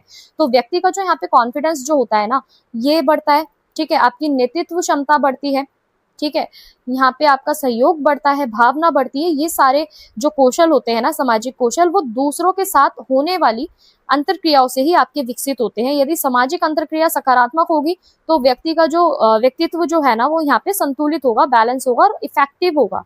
तो जबकि अगर यहाँ पे नकारात्मक होगा, यानी आप समाज के अंदर लोगों के साथ अच्छे संपर्क स्थापित नहीं कर पा रहे हैं, अच्छा व्यवहार नहीं कर पा रहे हैं, तो वहीं आपका जो यहाँ पे व्यक्तित्व जो होगा वो नकारात्मक अंतरक्रिया से आपका जो व्यक्तित्व विकास जो है उसमें बाधा हमें देखने को मिल सकती है। वहीं बात करें अगले पॉइंट की, तो यहाँ पे अगला पॉइंट आपका क्या कहता है कि सामाजिक मूल्यों, संस्कृतियों तथा परंपराओं के हस्तांतरण में योगदान। यानी प्रत्येक समाज की अपनी एक संस्कृति होती है, जैसा हमें पता है, ठीक है, कुछ मान्यताएं होती हैं, रीति रिवाज होते हैं, कुछ मूल्य होते हैं। तो सामाजिक अंतरक्रिया जो है ना, आपकी सोशल इंटरेक्शन जो है ना, इसके माध्यम से हम जनरेशन वाइज, यानी पीढ़ी दर पीढ़ी, हम जितनी भी हमारी वैल्यूज हैं, ठीक है, जितने भी कल्चर है, जितने भी रिचुअल्स है, जितनी भी आपकी मान्यताएं हैं, उन सबको क्या करते हैं, एक दूसरे पीढ़ी से दूसरी पीढ़ी में हम बताते हैं, ठीक है। तो परिवार जो है ना आपका, वो समाजीकरण का पहला माध्यम होता है, जहाँ पे बच्चा सीखता है कि समाज में आपको किस तरीके से आदर्श और मानदंडों का यहाँ पे पालन करना है, यानी समाज के अंदर आपको कैसे रहना है, किस तरीके का व्यवहार करना है, किस तरीके का आपको आचरण रखना है। तो इसी तरीके से आपका जो मित्र है, विद्यालय है, समुदाय है, ये सब क्या कर रहे हैं, व्यक्तित्व को व्यक्ति को यहाँ पे आपका सामाजिक मूल्यों से परिचित करा रहे हैं, यानी आपकी सोशल वैल्यूज से आपको इंट्रोड्यूस करा रहे हैं कि इस प्रकार से आप क्या कर सकते हैं, सोशल इंटरेक्शन कर सकते हैं और अपने जितना भी कल्चर जो है उसका संरक्षण कर सकते हैं, यानी सांस्कृतिक विरासतों का आप संरक्षण कर सकते हैं, उन्हें बचा के रख सकते हैं। तो इससे क्या होता है, आपका जो निरंतर विकास जो होता है ना, उसमें भी ये महत्वपूर्ण भूमिका निभाता है। तो इसके माध्यम से व्यक्ति समाज में जितने भी आपके उत्तरदायित्व है, जितना भी डिसिप्लिन है, जितनी भी मोरल्स नॉलेज है, इन सबको वो प्राप्त करता है। वहीं अगला पॉइंट क्या कहता है, सहयोग, सहानुभूति तथा आपका सामाजिक संबंधों के विकास में सहायता।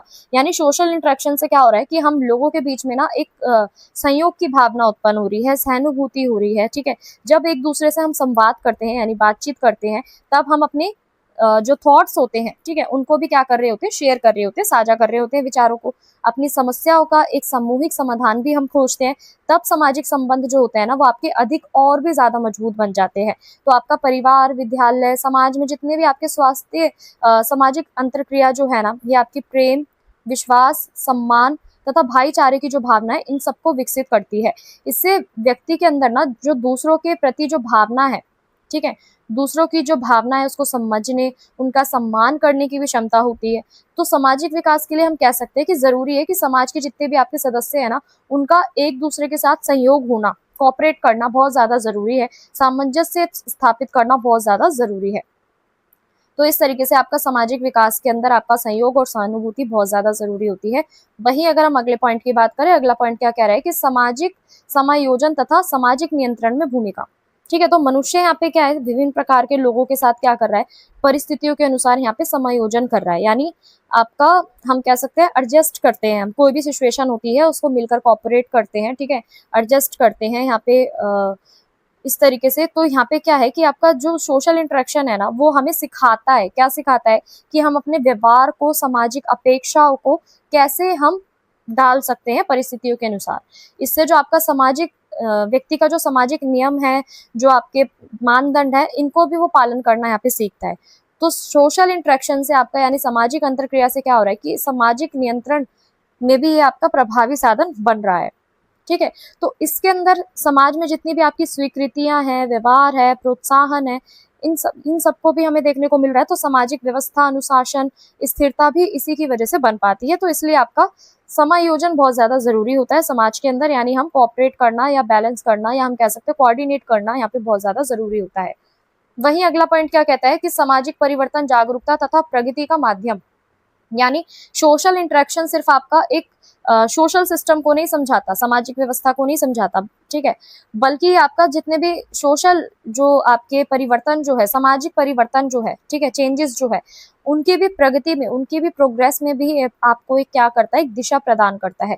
तो यहाँ पे जितने भी आपके व्यक्ति हैं, समूह है, इन सबके जितने भी विचार हैं, इनकी जो नॉलेज है, इनके जो एक्सपीरियंसेस हैं, ये सब क्या होते हैं, आदान प्रदान के नए दृष्टिकोण को ये यहाँ पे जन्म देते हैं, ठीक है। शिक्षा, संचार, आधुनिक तकनीकों ने यहाँ पे क्या करा है, सामाजिक अंतरक्रिया के दायरे उसको और भी ज्यादा यहाँ पे विस्तारित करा है, ठीक है। यानी आपकी जो शिक्षा है, संचार है, जितने भी आपकी मॉडर्न टेक्नोलॉजी है, इन सब ने क्या करा है, सोशल इंटरेक्शन को यहाँ पे बढ़ाया है और भी ज्यादा, जिसके रिजल्ट हमें क्या देखने को मिले, जिसके परिणाम स्वरूप समाज में आपकी क्या बढ़ी, जागरूकता बढ़ी, अवेयरनेस यहाँ पे लोगों में बढ़ी।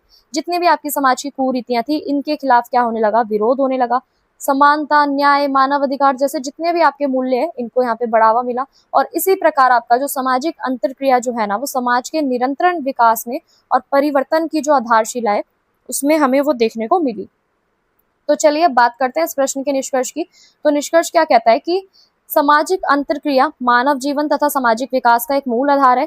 ये व्यक्ति को समाज के साथ जोड़ती है, उसके व्यक्तित्व का निर्माण करती है तथा सामाजिक मूल्यों तथा संस्कृतियों का संरक्षण भी करती है।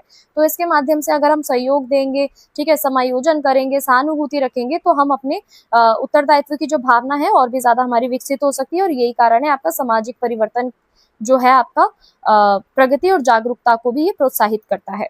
वहीं अगर हम बात करें हमारे अगले प्रश्न की, तो लॉरेंस कोलबर्ग के जो नैतिक विकास का जो सिद्धांत है, हमें ये बताना है। वहीं दूसरा प्रश्न क्या कहता है कि नैतिक विकास की विभिन्न अवस्थाओं का यहाँ पे क्या करना है, हमें वर्णन कर रहा है, ठीक है। तो यहाँ पे जो आपके जो लॉरेंस कोलबर्ग जो है, इनके हमें नैतिक विकास का जो इनका सिद्धांत है, यानी मॉरल डेवलपमेंट के जो प्रिंसिपल्स हैं, वो बताने हैं। और वहीं आपके जितने भी मॉरल डेवलपमेंट की जो अलग अलग स्टेजेस हैं, हमें वो भी बतानी है। तो चलो इसको समझते हैं ध्यान से, नैतिक विकास को कि क्या होता है। छोटे से इंट्रो की बात करें, यानी परिचय की बात करें, तो देखो नैतिक विकास से हमारा क्या मतलब है यहाँ पे कि जिसके द्वारा व्यक्ति सही और गलत, उचित और अनुचित तथा न्याय और अन्याय, इनके बीच में क्या सीखे, डिफरेंस सीखे, अंतर करना सीखे, वही आपका क्या कहलाता है, नैतिक विकास कहलाता है। तो नैतिकता यहाँ पे मनुष्य के जो व्यक्तित्व है ना, यानी आपकी जो पूरी पर्सनालिटी जो है, इसके अंदर बहुत ज्यादा ये महत्वपूर्ण भूमिका निभाती है, महत्वपूर्ण पक्ष कहलाती है।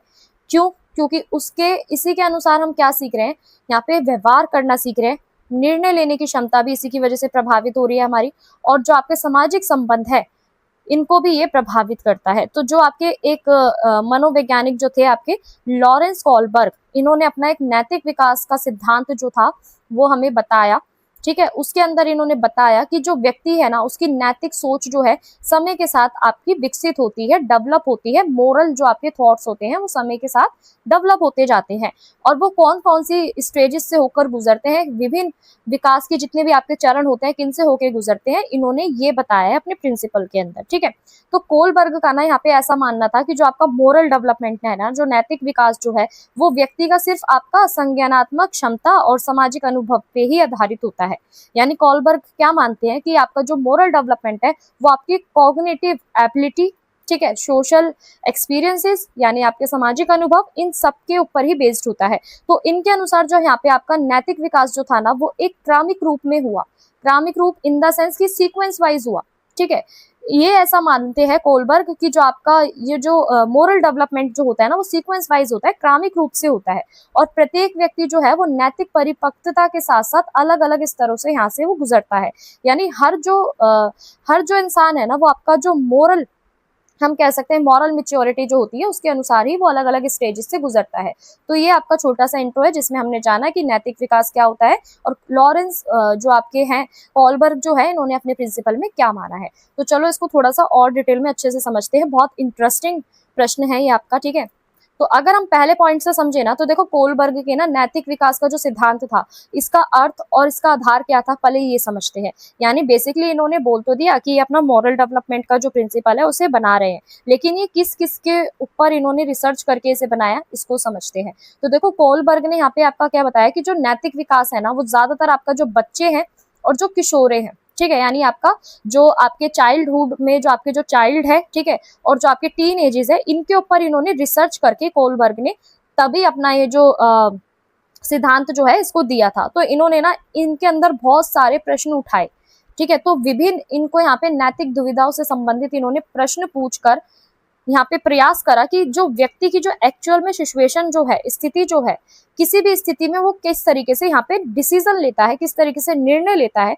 तो यहाँ पे कोलबर्ग के अनुसार ना नैतिकता जो है ना आपकी, वो सिर्फ आपके रूल्स को फॉलो करने वाली नहीं है, ठीक है। यहाँ पे क्या है कि आपकी निर्णय क्षमता से है, ठीक है। कोलबर्ग यहाँ पे क्या देखना चाह रहे हैं कि आपका जो नैतिकता का जो इन्होंने विकास का जो सिद्धांत दिया है, यहाँ पे सिर्फ आपका नैतिक नियमों का पालन करने तक सीमित नहीं है, बल्कि यहाँ पे किसी भी, हम कह सकते हैं सिचुएशन में, किसी भी परिस्थिति में हम किस तरीके से निर्णय लेते हैं, ये बताना है, ठीक है।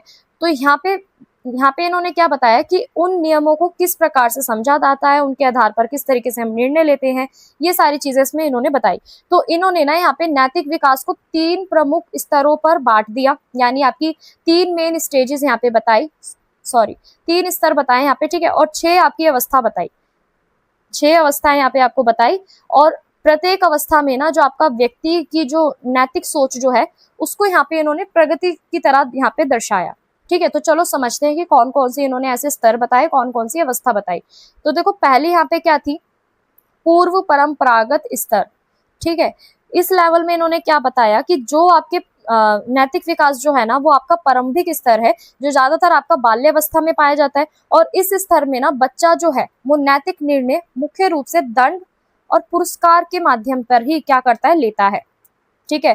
तो पहली स्टेज इन्होंने क्या बताई कि बाल्यावस्था के बारे में ये बता रहे हैं कि बाल्यावस्था में जो आपके बच्चे जो होते हैं ना, वो यहाँ पे अपना नैतिक निर्णय कैसे लेता है, पनिशमेंट के अकॉर्डिंग और आपका रिवॉर्ड के अकॉर्डिंग, ठीक है। अब इसका मीनिंग क्या हुआ, इन्होंने पहली स्टेज ऐसी बताई जिसमें इन्होंने बताया कि दंड और आज्ञा पालन अभिविन्यास, यानी इस अवस्था में ना बच्चा उन कार्य को यहाँ पे सही मानता है जिनसे उसे दंड ना मिले।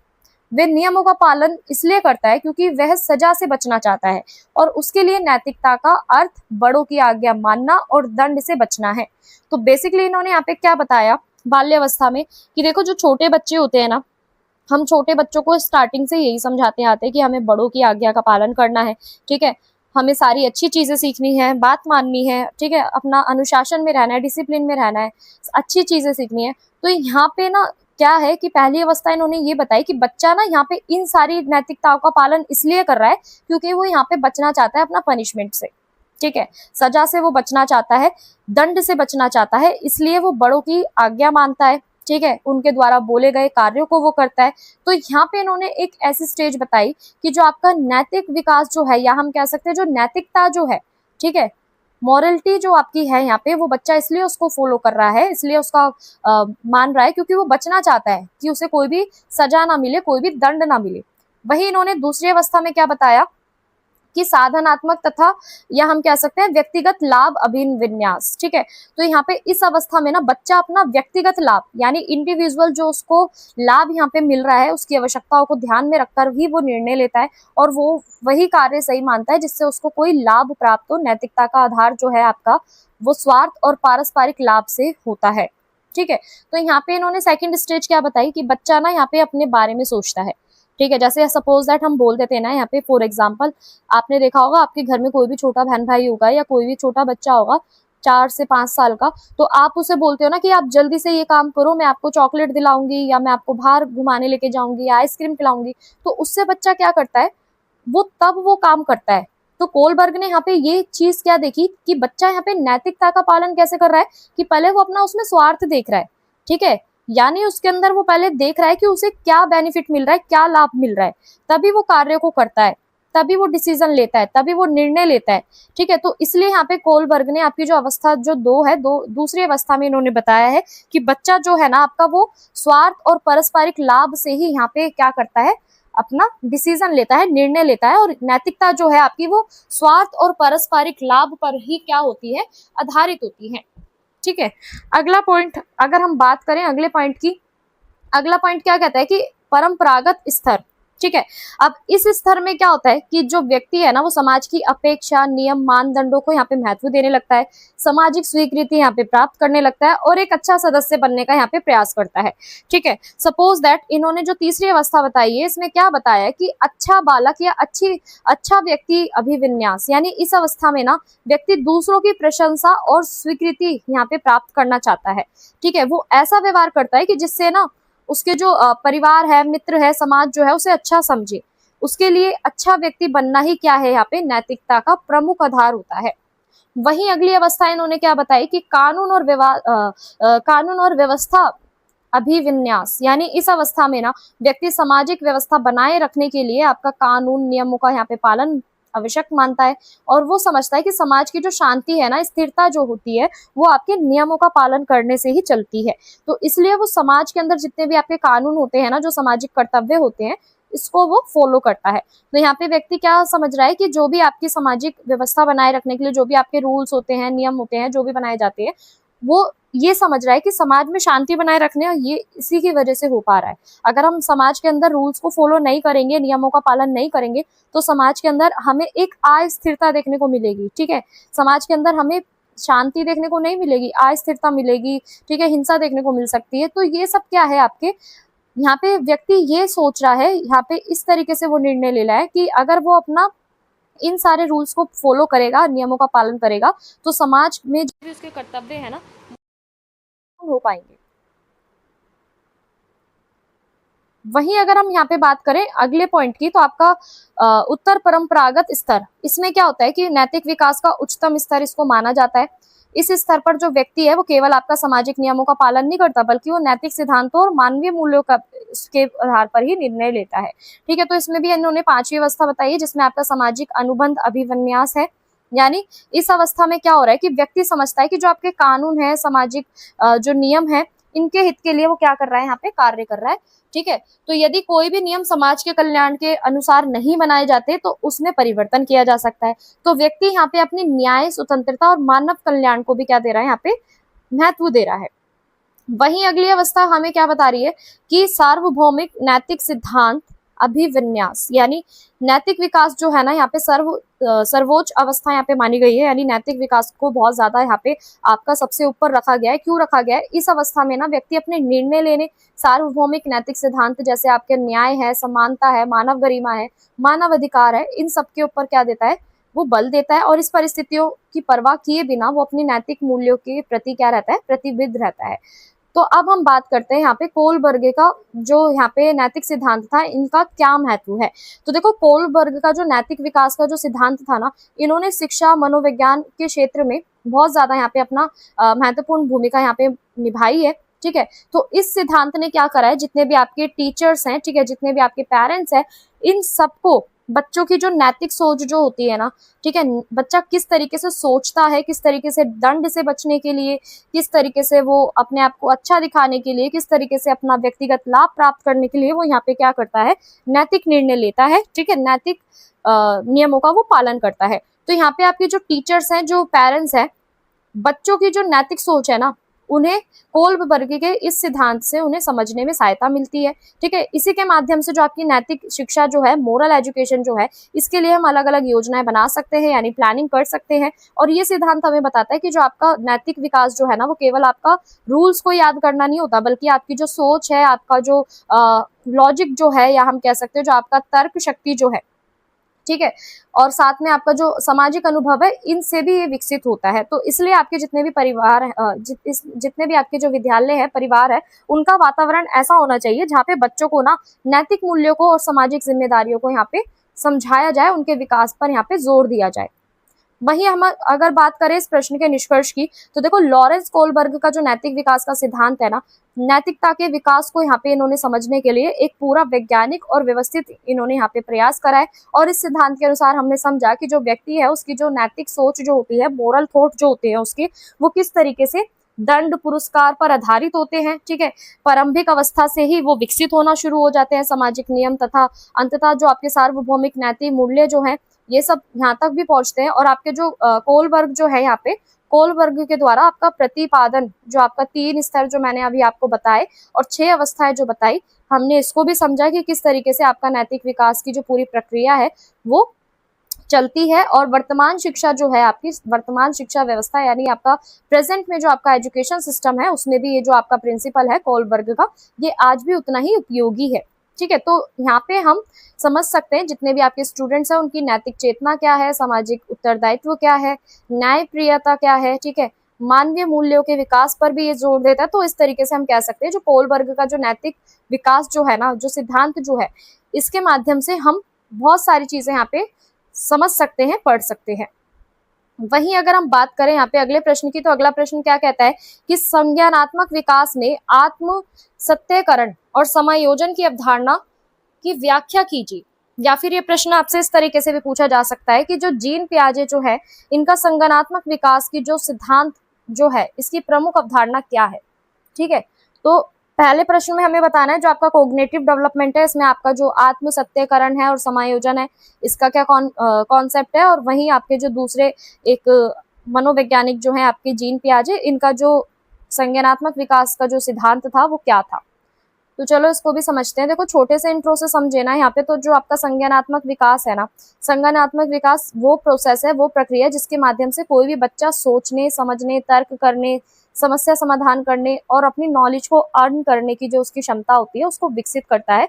वही आपका कोग्निटिव डेवलपमेंट यानी संज्ञानात्मक विकास कहलाता है।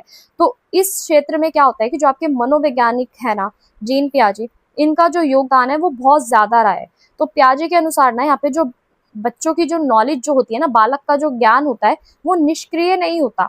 ठीक है, बल्कि वो अपने अनुभवों से सीखता है, बल्कि वो पर्यावरण के साथ इंटरेक्शन करके यानी अंतरक्रिया करके वो सीखता है, वो स्वयं ज्ञान का निर्माण करता है, ऐसा मानना है जीन पियाजे का। तो इन्होंने ना अपना जो संज्ञानात्मक विकास को समझने के लिए इन्होंने यहाँ पे 2 कॉन्सेप्ट बताए। एक है आपका आत्म सत्याकरण, दूसरा है आपका समायोजन। तो यहाँ पे इन्होंने 2 आपके कॉन्सेप्ट बताए जो आपका जो बच्चे जो है ना, बच्चों के अंदर जो आपका बौद्धिक विकास जो है उसको, उसकी एक आधारशिला है। तो यहाँ पे अगर हम समझे, पहले सबसे पहले इन्होंने क्या बताया अपने संज्ञानात्मक विकास में, सबसे पहले इन्होंने बताया स्कीमा।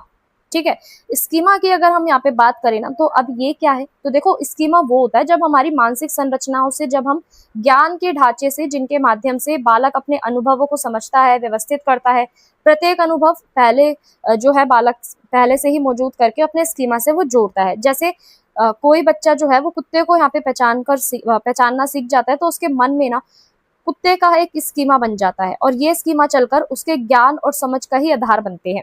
यानी सपोज दैट, छोटे से एग्जाम्पल से समझते हैं। अभी यहाँ पे एक छोटा बच्चा है, ठीक है, उस बच्चे ने क्या करा, डॉगी को यहाँ पे देखा, कुत्ते को देखा। ठीक है, कुत्ते को उसमें जब उसने देखा तो उसने क्या देखा कुत्ते के अंदर कि उसके 4 पैर हैं। ठीक है, 2 आगे हैं, 2 पीछे हैं, एक बड़ी सी पूंछ है, बड़े से कान है, ठीक है, मूंछ है। तो उसने क्या करा, बच्चे ने यहाँ पे देखा और उसके मन में स्कीमा क्या बना कि ये क्या है, डॉग है। वहीं आगे चलकर अगर वो उसको क्या करता है, ठीक है, अगर वो आगे चलकर उसी स्कीमा को नई वस्तु से यहाँ पे वो जोड़ता है, तो वो उसका आपका क्या कहलाता है, आत्म सत्याकरण कहलाता है। ठीक है, यानी स्कीमा का बेसिकली अगर हम छोटे से एग्जाम्पल से समझे ना, तो मीनिंग यही है कि जब आप अपनी मानसिक संरचनाओं में यानी अपने दिमाग में जब आप कोई भी पिक्चर को देख के आप अपने दिमाग में क्या कर लेते हैं, उसे कैच कर लेते हैं या फिर आप समझ जाते हैं, तो वही आपका क्या कहलाता है, स्कीमा कहलाता है। जैसे अभी मैंने आपको दिखाया एप्पल, तो जैसे मैंने एप्पल बोला, आपके दिमाग में क्या इमेज आ रही है, एप्पल की इमेज आ रही है ना, तो वो क्या हुआ, आपका स्कीमा हुआ। ठीक है, जैसे मैंने बोला डॉक्टर, ठीक है, तो आपके दिमाग में क्या इमेज आ रही है, डॉक्टर की इमेज आ रही है। या जैसे मैंने बोला मोबाइल फोन या मैंने बोला लैपटॉप, तो आपके दिमाग में क्या स्कीमा बना कि आपके दिमाग में क्या बनी वो इमेज, लैपटॉप की इमेज बनी, फोन की इमेज बनी। ठीक है, तो जो भी हम अपने अनुभवों को हम यहाँ पे सीखते हैं, तो जीन पियाजे यहाँ पे क्या कह रहे हैं, स्कीमा वो होता है जब बच्चा अपने अनुभव के द्वारा, ठीक है, अपने आसपास की चीजों को देखता है, समझता है और उसके अपने दिमाग में उसे क्या करता है, बैठा लेता है, उसको समझ लेता है, वही आपका स्कीमा कहलाता है। जैसा मैंने आपको यहाँ पे एग्जाम्पल में उदाहरण में दिया हुआ है कि जब बच्चा सबसे पहले डॉगी को यहाँ पे देखता है तो उसके मन में क्या होता है कि डॉगी के लिए एक स्कीमा बन जाता है। ठीक है, जिसे आगे चलकर फिर उसे डॉगी के बारे में अलग अलग चीजें पता चलती है कि डॉगी की आवाज कैसी होती है, डॉगी क्या खाता है, डॉगी कैसा दिखता है। तो ये सारी क्या है, फिर उसकी ज्ञान और समझ पर आगे स्कीमा जो है आपका चलता रहता है। ठीक है, जैसे फॉर एग्जाम्पल जैसे मैंने भी आपको बोला एप्पल, तो आपके दिमाग में क्या स्कीमा बना, क्या इमेज बनी, एप्पल की इमेज बनी ना। तो वही अब आपने उसको क्या करा, अपने ज्ञान से जोड़ दिया। ठीक है, ज्ञान से मतलब नॉलेज, यानी जितना भी आपको ज्ञान था एप्पल के बारे में कि एप्पल को खाने से हम हेल्दी रहते हैं, ठीक है, एप्पल को खाने से हमारी ये सारी डिजीज दूर होती है, तो ये सब क्या हुआ, उस स्कीमा को आगे चलकर वो क्या हुआ, स्कीमा आपका नॉलेज गेन करने में उसका एक आधार बन गया, यानी एक बेस बन गया। तो यहाँ पे जीन पियाजे जो थे आपके, उनका यहाँ पे जो स्कीमा का जो कॉन्सेप्ट था वो यही था कि बच्चा यहाँ पे अपने एक्सपीरियंस से सबसे पहले अपने दिमाग में स्कीमा बनाता है, इमेजेस बनाता है, जानता है, और फिर वो बाद में आगे चलकर अपने ज्ञान से उसे कनेक्ट करता है। ठीक है जी, आई होप ये बहुत अच्छे से आपको समझ में आ गया होगा। अब अगला क्या इन्होंने बताया, आत्म सत्याकरण। ठीक है, असिमिलेशन की अगर हम यहाँ पे बात करें तो अब इसका मीनिंग यहाँ पे क्या था, अभी तक हमने स्कीमा पढ़ लिया जी। ठीक है, जीन पियाजे ने बता दिया कि स्कीमा क्या होता है।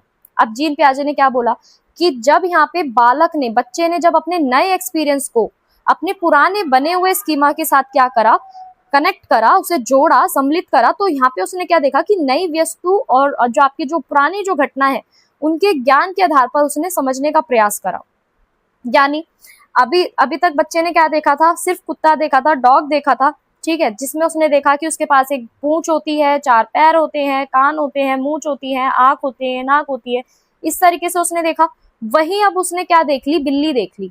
अब वो बिल्ली को भी क्या बोलेगा, यहाँ पे कुत्ता बोलेगा। ठीक है, क्यों कहेगा, क्योंकि उसके पास जो पहले का जो यहाँ पे अनुभव जो था वो क्या था कि उसने पहले क्या देखा था, यहाँ पे कुत्ता देखा था। ठीक है, वहीं अब उसको हम कुत्ते की जगह हम यहाँ पे बिल्ली दिखा रहे हैं, तो यहाँ पे वो क्या कहेगा, उसको भी वो कुत्ता ही बोलेगा, बिल्ली को यहाँ पे बिल्ली नहीं बोलेगा। क्यों नहीं बोलेगा, क्योंकि उसके माइंड में जो यहाँ पे स्कीमा बना हुआ था ना, पहले से क्या बना हुआ था, क्या उसके माइंड में नॉलेज थी कि उसने जितने भी अभी तक चार पैरों वाला जो जीव देखा है उसको उसने क्या बोल दिया था, कुत्ता बोल दिया था। तो वहीं अब हम उसे बिल्ली दिखाएंगे तो फिर भी वो उसको क्या बोलेगा, यहाँ पे बिल्ली ही बोलेगा। ठीक है, तो यहाँ पे आत्म सत्याकरण का मीनिंग यहाँ पे क्या है, जीन पियाजे के अकॉर्डिंग जो इन्होंने यहाँ पे अपना जो कॉन्सेप्ट दिया था यहाँ पे आत्म सत्याकरण का, वो यही हमें बताता है कि सबसे पहले बच्चे के दिमाग में जो आपका जो कॉग्निटिव डेवलपमेंट जो होता है वो सबसे पहले किसके बेस पे होता है, आपका स्कीमा बनता है। स्कीमा के बाद बच्चा उसमें एसिमिलेशन करता है, यानी आपका आत्म सत्याकरण से उसे जोड़ता है। उसी के बाद वो नई नई चीजों को, नए नए ज्ञान को अर्जित करने के लिए अपने अनुसार उसे डाल देता है। अब हम बात करें आपका समायोजन यानी अकोमोडेशन की, अगर हम यहाँ पे बात करें एकोमोडेशन की, तो यहाँ पे देखो जो भी अब उसके दिमाग में जो भी उसने नए एक्सपीरियंसेस लिए, ठीक है, जो भी उसका स्कीमा था, अब वो यहाँ पे क्या कर रहा है, नए अनुभव जो है ना वो पुराने स्कीमा से यहाँ पे मेल नहीं खाते, तो बच्चे यहाँ पे क्या करते हैं, अपने स्कीमा में चेंजेस करते हैं। ठीक है, तो इसी को हम क्या बोलते हैं, समायोजन बोलते हैं, यानी आपका एकोमोडेशन बोलते हैं। तो अब इसको भी अगर हम उदाहरण से समझे तो यहाँ पे हमने क्या देखा कि हमने यहाँ पे बच्चे को क्या बताया कि जो आपकी बिल्ली जो है, कैट जो है, वो एक अलग प्राणी है, और यहाँ पे जो आपका डॉग जो है यानी कुत्ता जो है वो अलग प्राणी है। ठीक है, तो इससे बच्चे ने अपने दिमाग में क्या संशोधन करा, क्या उसने एकोमोडेशन करा, ठीक है, क्या उसने परिवर्तन करा कि उसने ये देखा कि जो बिल्ली है, बिल्ली के लिए उसके दिमाग में फिर एक नया स्कीमा आया। ठीक है, और डॉग जो है, कुत्ता जो है, उसके लिए एक नया स्कीमा आया। तो यहाँ पे क्या हुआ, आपका जो इस प्रकार से जो समायोजन जो हुआ ना, एकोमोडेशन जो हुआ, वो आपकी नई सिचुएशन के अकॉर्डिंग यानी नई परिस्थितियों के अनुसार बच्चे ने यहाँ पे क्या करा, अपनी नॉलेज के अंदर चेंजेस करे और उसको और भी ज्यादा उस पूरे प्रोसेस को विस्तारित रूप दे दिया। तो एकोमोडेशन क्या हुआ कि जो भी हमने स्कीमा पढ़ा, स्कीमा बदला आपका उसमें आत्म सत्याकरण में, ठीक है। आत्म सत्याकरण से बच्चे को अभी तक यही पता है कि जो आपका 4 पैर वाला जो डॉगी होता है या कोई भी प्राणी जो होता है, जो भी जानवर होता है, वो 4 पैर वाला सेम ही होता है, सब डॉगी ही होते हैं जितने भी 4 पैर वाले यहाँ पे जानवर हैं। वही जीन पियाजे ने अगली स्टेज क्या बताई कि बच्चा यहाँ पे क्या देख रहा है, समायोजन देख रहा है। समायोजन मीन्स कि उसने क्या करा कि जो भी अभी तक उसके पास पुराना स्कीमा था, ठीक है, उसको उसके अंदर उसने चेंजेस करे, ठीक है। नए एक्सपीरियंसेस जो उसे मिले उसके साथ उन्होंने क्या करा, समायोजन करा, ठीक है। अब हम यहाँ पे बच्चे को क्या बताएंगे कि जो 4 पैर वाले जो उसने बिल्ली देखी थी, ठीक है, जो प्राणी देखा था उसे हम बिल्ली बोलते हैं, और जो दूसरा जो प्राणी देखा था 4 पैर वाला वो क्या था, आपका डॉग था। तो यहाँ पे इस तरीके से जो बच्चा है ना अपनी नॉलेज को यहाँ पे गेन कर रहा है, इस तरीके से उसका जो कॉग्निटिव डेवलपमेंट है वो चल रहा है। जीन पियाजे का जो आपका सिद्धांत है कॉग्निटिव डेवलपमेंट का, यानी आपका संज्ञानात्मक विकास का जो सिद्धांत है वो हमें ये बता रहा है। अब अगली स्टेज इन्होंने यहाँ पे क्या बताई कि जीन पियाजे ने यहाँ पे जो आपका आत्म सत्याकरण जो है और जो समायोजन है, इन दोनों के बीच में ना बैलेंस करने के लिए इन्होंने एक संतुलन यहाँ पे संतुलन अवधारणा को यहाँ पे पेश करा, ठीक है। संतुलन अभी ये क्या था कि लगातार बच्चा यहाँ पे क्या सीख रहा है, नए नए एक्सपीरियंसेस ले रहा है, उन्हें समझ रहा है, ठीक है, उनके साथ आत्म सत्याकरण कर रहा है, समायोजन कर रहा है, इन सारी चीजों का यूज कर रहा है। तो अब इन दोनों ही प्रोसेस को बैलेंस करने के लिए, दोनों ही प्रक्रिया को संतुलित करने के लिए यहाँ पे जो आपका संज्ञानात्मक विकास है वो होना बहुत ज्यादा जरूरी है।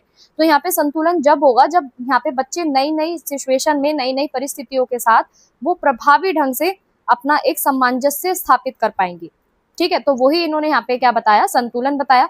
अब हम समझते हैं इनका जो संज्ञानात्मक विकास जो है ना, इनकी जो अवस्थाएं हैं, ठीक है, यानी कोग्निटिव डेवलपमेंट की अलग अलग स्टेजेस जो हैं वो कौन कौन सी यहाँ पे जीन पियाजे ने बताई है, चलो इसको समझते हैं। तो देखो पियाजे ने ना जीन पियाजे ने यहाँ पे आपका संज्ञानात्मक विकास के 4 आपकी स्टेजेस बताई है। सबसे पहली है आपकी संवेदी गयात्मक अवस्था, जो आपकी जन्म से लेके 2 वर्ष तक चलती है। यानी ये एक ऐसी स्टेज होती है जिसमें ना बच्चे अपने सेंसेस के थ्रू और अपने जो फिजिकल एक्टिविटीज जो है, फिजिकल एक्शंस जो है, एक्टिविटीज नहीं एक्शन जो है, ठीक है, फिजिकल एक्शन और आपके सेंसेस, इनके थ्रू क्या करते हैं, अपने आसपास की चीजों को, पूरे संसार को वो समझना शुरू करते हैं, ठीक है। इसमें अपने वस्तु स्थायित्व यानी आपका ऑब्जेक्ट परमानेंस जो होता है, इसका विकास यहाँ पे होता है बहुत तेजी से, ठीक है। तो यहाँ पे जैसे अब सपोज दैट कि कोई बच्चा है, उसे भूख लग रही है, तो यहाँ पे रो के अपनी प्रतिक्रिया दिखा रहा है, यानी रो के बता रहा है कि उसे क्या लग रही है, चिल्ला रहा है वो तेज तेज, तो उसे हम क्या समझ रहे हैं यहाँ पे कि उसे भूख लग रही है, हो सकता है उसे पेट में दर्द हो या कोई और तकलीफ हो। तो यहाँ पे जो आपकी संवेदी गयात्मक अवस्था जो है ना, इसके अंदर बच्चा क्या कर रहा है, अपनी इंद्रियों के थ्रू, अपनी जो फिजिकल जो एक्शंस है उनके थ्रू यहाँ पे हमें बता रहा है, समझ रहा है वो यहाँ पे अपने आसपास के वातावरण को। वहीं दूसरी स्टेज क्या कह रही है, जो आपकी 2 से 7 वर्ष तक की स्टेज ये रही है आपकी पूर्व संक्रियात्मक अवस्था। अब इसमें क्या हो रहा है, अब बच्चा धीरे धीरे, ठीक है, 6 महीने का जो बच्चा होता है वो धीरे धीरे अक्षरों को बोलना सीख जाता है, जैसे आपका पा पा मा मा, इस तरीके से बोलना सीख जाता है अक्षरों को, ठीक है।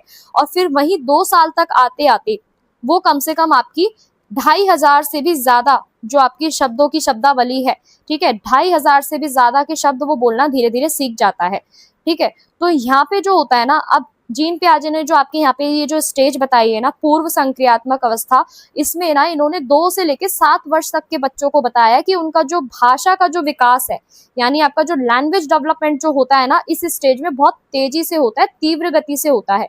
यानी बच्चा 2 साल की उम्र तक आपका 2500 तक के जो शब्द होते हैं उनको बोलना सीख जाता है, छोटे छोटे सेंटेंसेस बोलना सीख जाता है, ठीक है। और यहाँ पे कुछ बच्चे ऐसे होते हैं जो आपका सिंबल्स का भी यूज करते हैं, ठीक है, और उनका फिर वो क्या करने लगते हैं, एक तर्क संगत उनका जो चिंतन है वो अभी यहाँ पे नहीं होता। तो यहाँ पे जीन पियाजे ने सेकंड स्टेज में क्या बताया, 2 से 7 साल के वर्ष में जो इन्होंने स्टेज बताई उसमें बताया कि यहाँ पे बच्चों का जो भाषा का विकास है ना वो बहुत तेजी से होता है। वही इन्होंने एक बताई आपकी मूर्त संक्रियात्मक अवस्था। अब ये क्या थी, इसमें 7 से लेकर 11 वर्ष तक के जो बच्चे थे ना, उनके बारे में यहाँ पे जीन पियाजे ने बताया। यानी यहाँ पे इन्होंने बताया कि इस स्टेज में ना बच्चा क्या करता है, अपना लॉजिक को यूज करने लगता है, ठीक है।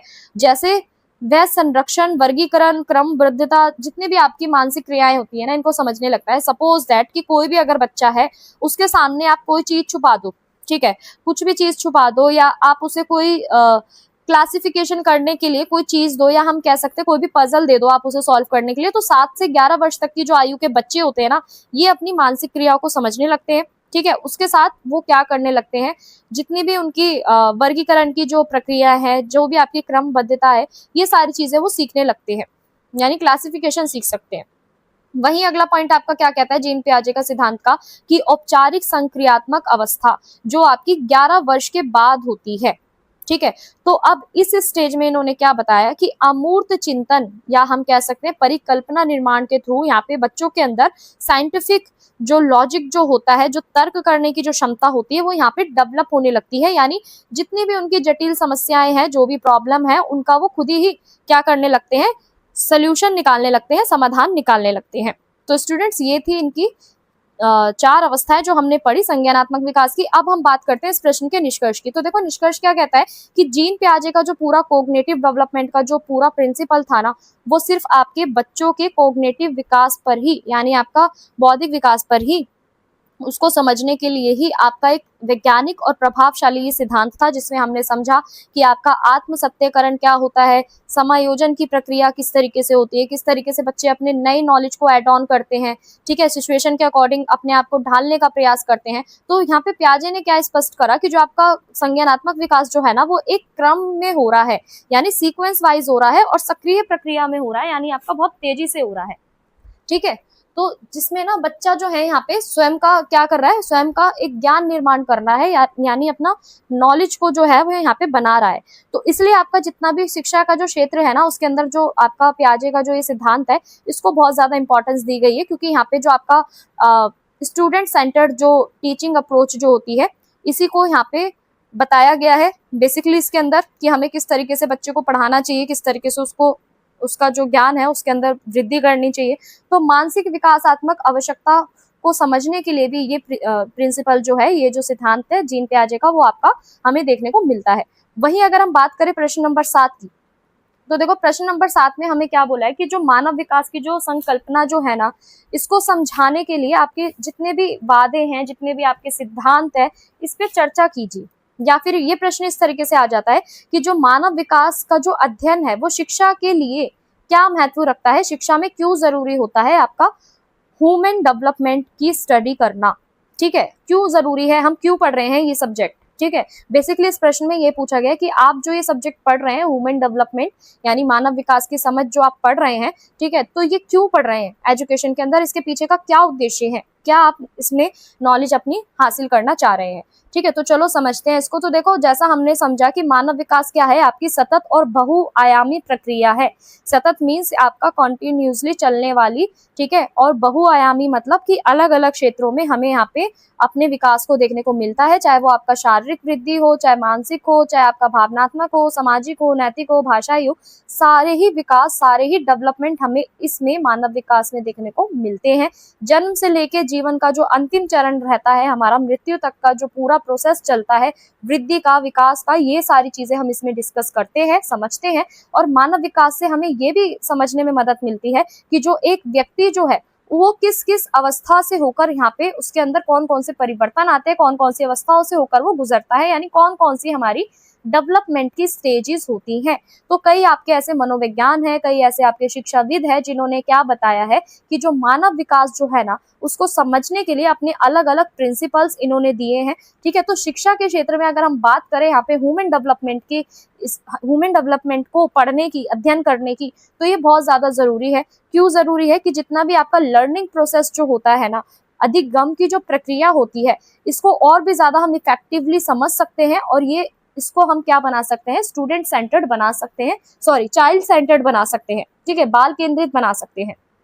तो चलो इसको समझते हैं। तो देखो, मानव विकास की जो संकल्पना है वो क्या है कि मानव विकास वे प्रक्रिया होती है जिसके अंतर्गत व्यक्ति का जो शारीरिक है, मानसिक है, सामाजिक है, संवेगात्मक है, नैतिक पक्ष है, यानी जितने भी आपके परिवर्तन होते हैं ना हर अवस्था में, ठीक है, हर स्टेजेस में जो भी आपके चेंजेस होते हैं, उसको ना यहाँ पे क्या बताया गया, एक सीक्वेंस वाइज बताया गया कि सबसे पहले आपका शारीरिक विकास हो रहा है या मानसिक हो रहा है, फिर सामाजिक हो रहा है। ठीक है, तो यहाँ पे जितने भी आपके व्यवस्थित परिवर्तन है उन्हें रखा गया, सीक्वेंस वाइज बताया गया, और ये जो पूरी प्रक्रिया आपकी होती है ना, ये आपकी पूरा गर्भकाल से लेकर आपके जीवन पर्यंत तक चलती रहती है। ठीक है। तो विकास का यहाँ पे डेवलपमेंट का बेसिकली यहाँ पे उद्देश्य क्या है कि व्यक्ति की उन क्षमताओं का विकास करना जो उसे समाज के अंदर रहने के लिए, समाज का सदस्य बनाने के लिए जरूरी होती है। तो विकास में हम यहाँ पे अपनी ग्रोथ को भी देखते हैं, ठीक है, और व्यक्ति का जो व्यवहार है, उसकी जो पर्सनालिटी को इफेक्ट करता है, वो भी हम यहाँ पे देखने को मिलता है। तो वही अगर हम यहाँ पे बात करें मानव विकास का प्रमुख वाद क्या होता है, यानी क्या क्यों जरूरी होता है, क्या इसका ऑब्जेक्टिव होता है, तो देखो ह्यूमन डेवलपमेंट को समझने के लिए ना आपके अलग अलग वाद यहाँ पे प्रस्तुत करे गए हैं, ठीक है। कुछ ऐसा है जिसको हम बोलते हैं आपका परिपक्वतावाद, ठीक है। इसके अनुसार क्या मानना है कि ह्यूमन डेवलपमेंट जो है ना आपका, ह्यूमन डेवलपमेंट जो आपका है वो यहाँ पे आपका वंशानुगत कारकों के द्वारा ही निर्धारित होता है, और साथ में आपका व्यवहारवादी पर्यावरण अनुभव तथा जो आपके अधिगम का जो विकास है ना, इसका भी यहाँ पे इसको आधार माना जाता है। तो वहीं अगर हम निर्माणवादी की बात करें तो यहाँ पे निर्माणवादियों का क्या मानना है कि जो आपका जो बालक जो होते हैं ना, बालक जो है यहाँ पे आपके, वो अपने स्वयं अनुभव के माध्यम से ही अपने ज्ञान को क्या कर रहे हैं, निर्माण कर रहे हैं, ठीक है। और इन वादों से ही यहाँ पे स्पष्ट हो रहा है कि जो मानव विकास है इसमें आपका वंशानुक्रम और पर्यावरण दोनों ही अपनी महत्वपूर्ण भूमिका निभा रहे हैं। वहीं अगर हम बात करें अगले पॉइंट की, तो देखो मानव विकास के अंदर आपके बहुत सारे प्रमुख जो सिद्धांत है वो हमें देखने को मिले। अलग अलग सिद्धांत हमने पढ़े अभी, जैसे कोलबर्ग का सिद्धांत पढ़ा नैतिक विकास के ऊपर, जीन पियाजे का पढ़ा। तो मानव विकास को समझने के लिए ना यहाँ पे आपके कुछ ऐसे प्रमुख सिद्धांत दिए गए हैं जिसमें हमें बताया गया है कि बालक जो है यानी बच्चा जो है वो किन किन अवस्थाओं से होकर गुजरता है, उसकी सोचने समझने की क्षमता किस तरीके से विकसित होती है। और इसी के अंदर आपका एक और फिलोसोफर है एरिक एक्सन, इन्होंने क्या बताया था, आपका जो सामाजिक मनोसामाजिक विकास का इन्होंने सिद्धांत दिया था एरिक एक्सन ने, ठीक है, जिसमें इन्होंने बताया था जो कोई भी व्यक्ति जो है, कोई भी इंसान जो है, वो सामाजिक और भावनात्मक विकास पर किस तरीके से अपना डेवलपमेंट जो है उसका जो चलता रहता है, यानी इमोशनल डेवलपमेंट और आपका सोशल डेवलपमेंट के ऊपर एरिक एक्सन का जो मनोसामाजिक विकास का सिद्धांत था वो ये बेस्ड था। तो वहीं कोलबर्ग ने यहाँ पे आपका क्या बताया, अलग अलग नैतिक विकास की अवस्थाओं को यहाँ पे बताया। वहीं अगर हम बात करें लेव वाइगोत्स्की, तो लेव वाइगोत्स्की ने भी आपका सामाजिक और सांस्कृतिक परिवेश का यहाँ पे विकास इन्होंने बताया। तो ये जितने भी आपके सिद्धांत है ना, ये आपके मानव व्यवहार और विकास के पूरे प्रोसेस को समझने में आपकी महत्वपूर्ण योगदान देते हैं। वहीं अगला पॉइंट क्या कहता है कि शिक्षा के लिए मानव विकास का महत्व, यानी शिक्षा के क्षेत्र में ना मानव विकास का जो अध्ययन है वो बहुत ज्यादा उपयोगी है। इसके माध्यम से जो आपके शिक्षक जो है, जो विद्यार्थी जो है, इनकी आयु, रुचि, क्षमता और आवश्यकताओं को समझ पाते हैं। यानी जो भी आपका शिक्षा के अंदर जो आपका ह्यूमन डेवलपमेंट है ना, इसकी इंपॉर्टेंस क्या है कि इसके थ्रू जो आपके जो टीचर्स हैं, जो स्टूडेंट्स हैं, वो यहाँ पे समझ पाते हैं कि उनकी शिक्षक जो है वो विद्यार्थियों की आयु के अनुसार, उनके इंटरेस्ट के अनुसार, ठीक है, रुचि के अनुसार, उनकी आवश्यकताओं के अनुसार समझ पाते हैं कि उन्हें किस तरीके का हम यहाँ पे शिक्षण दे सकते हैं, किस तरीके से उन्हें हम पढ़ा सकते हैं।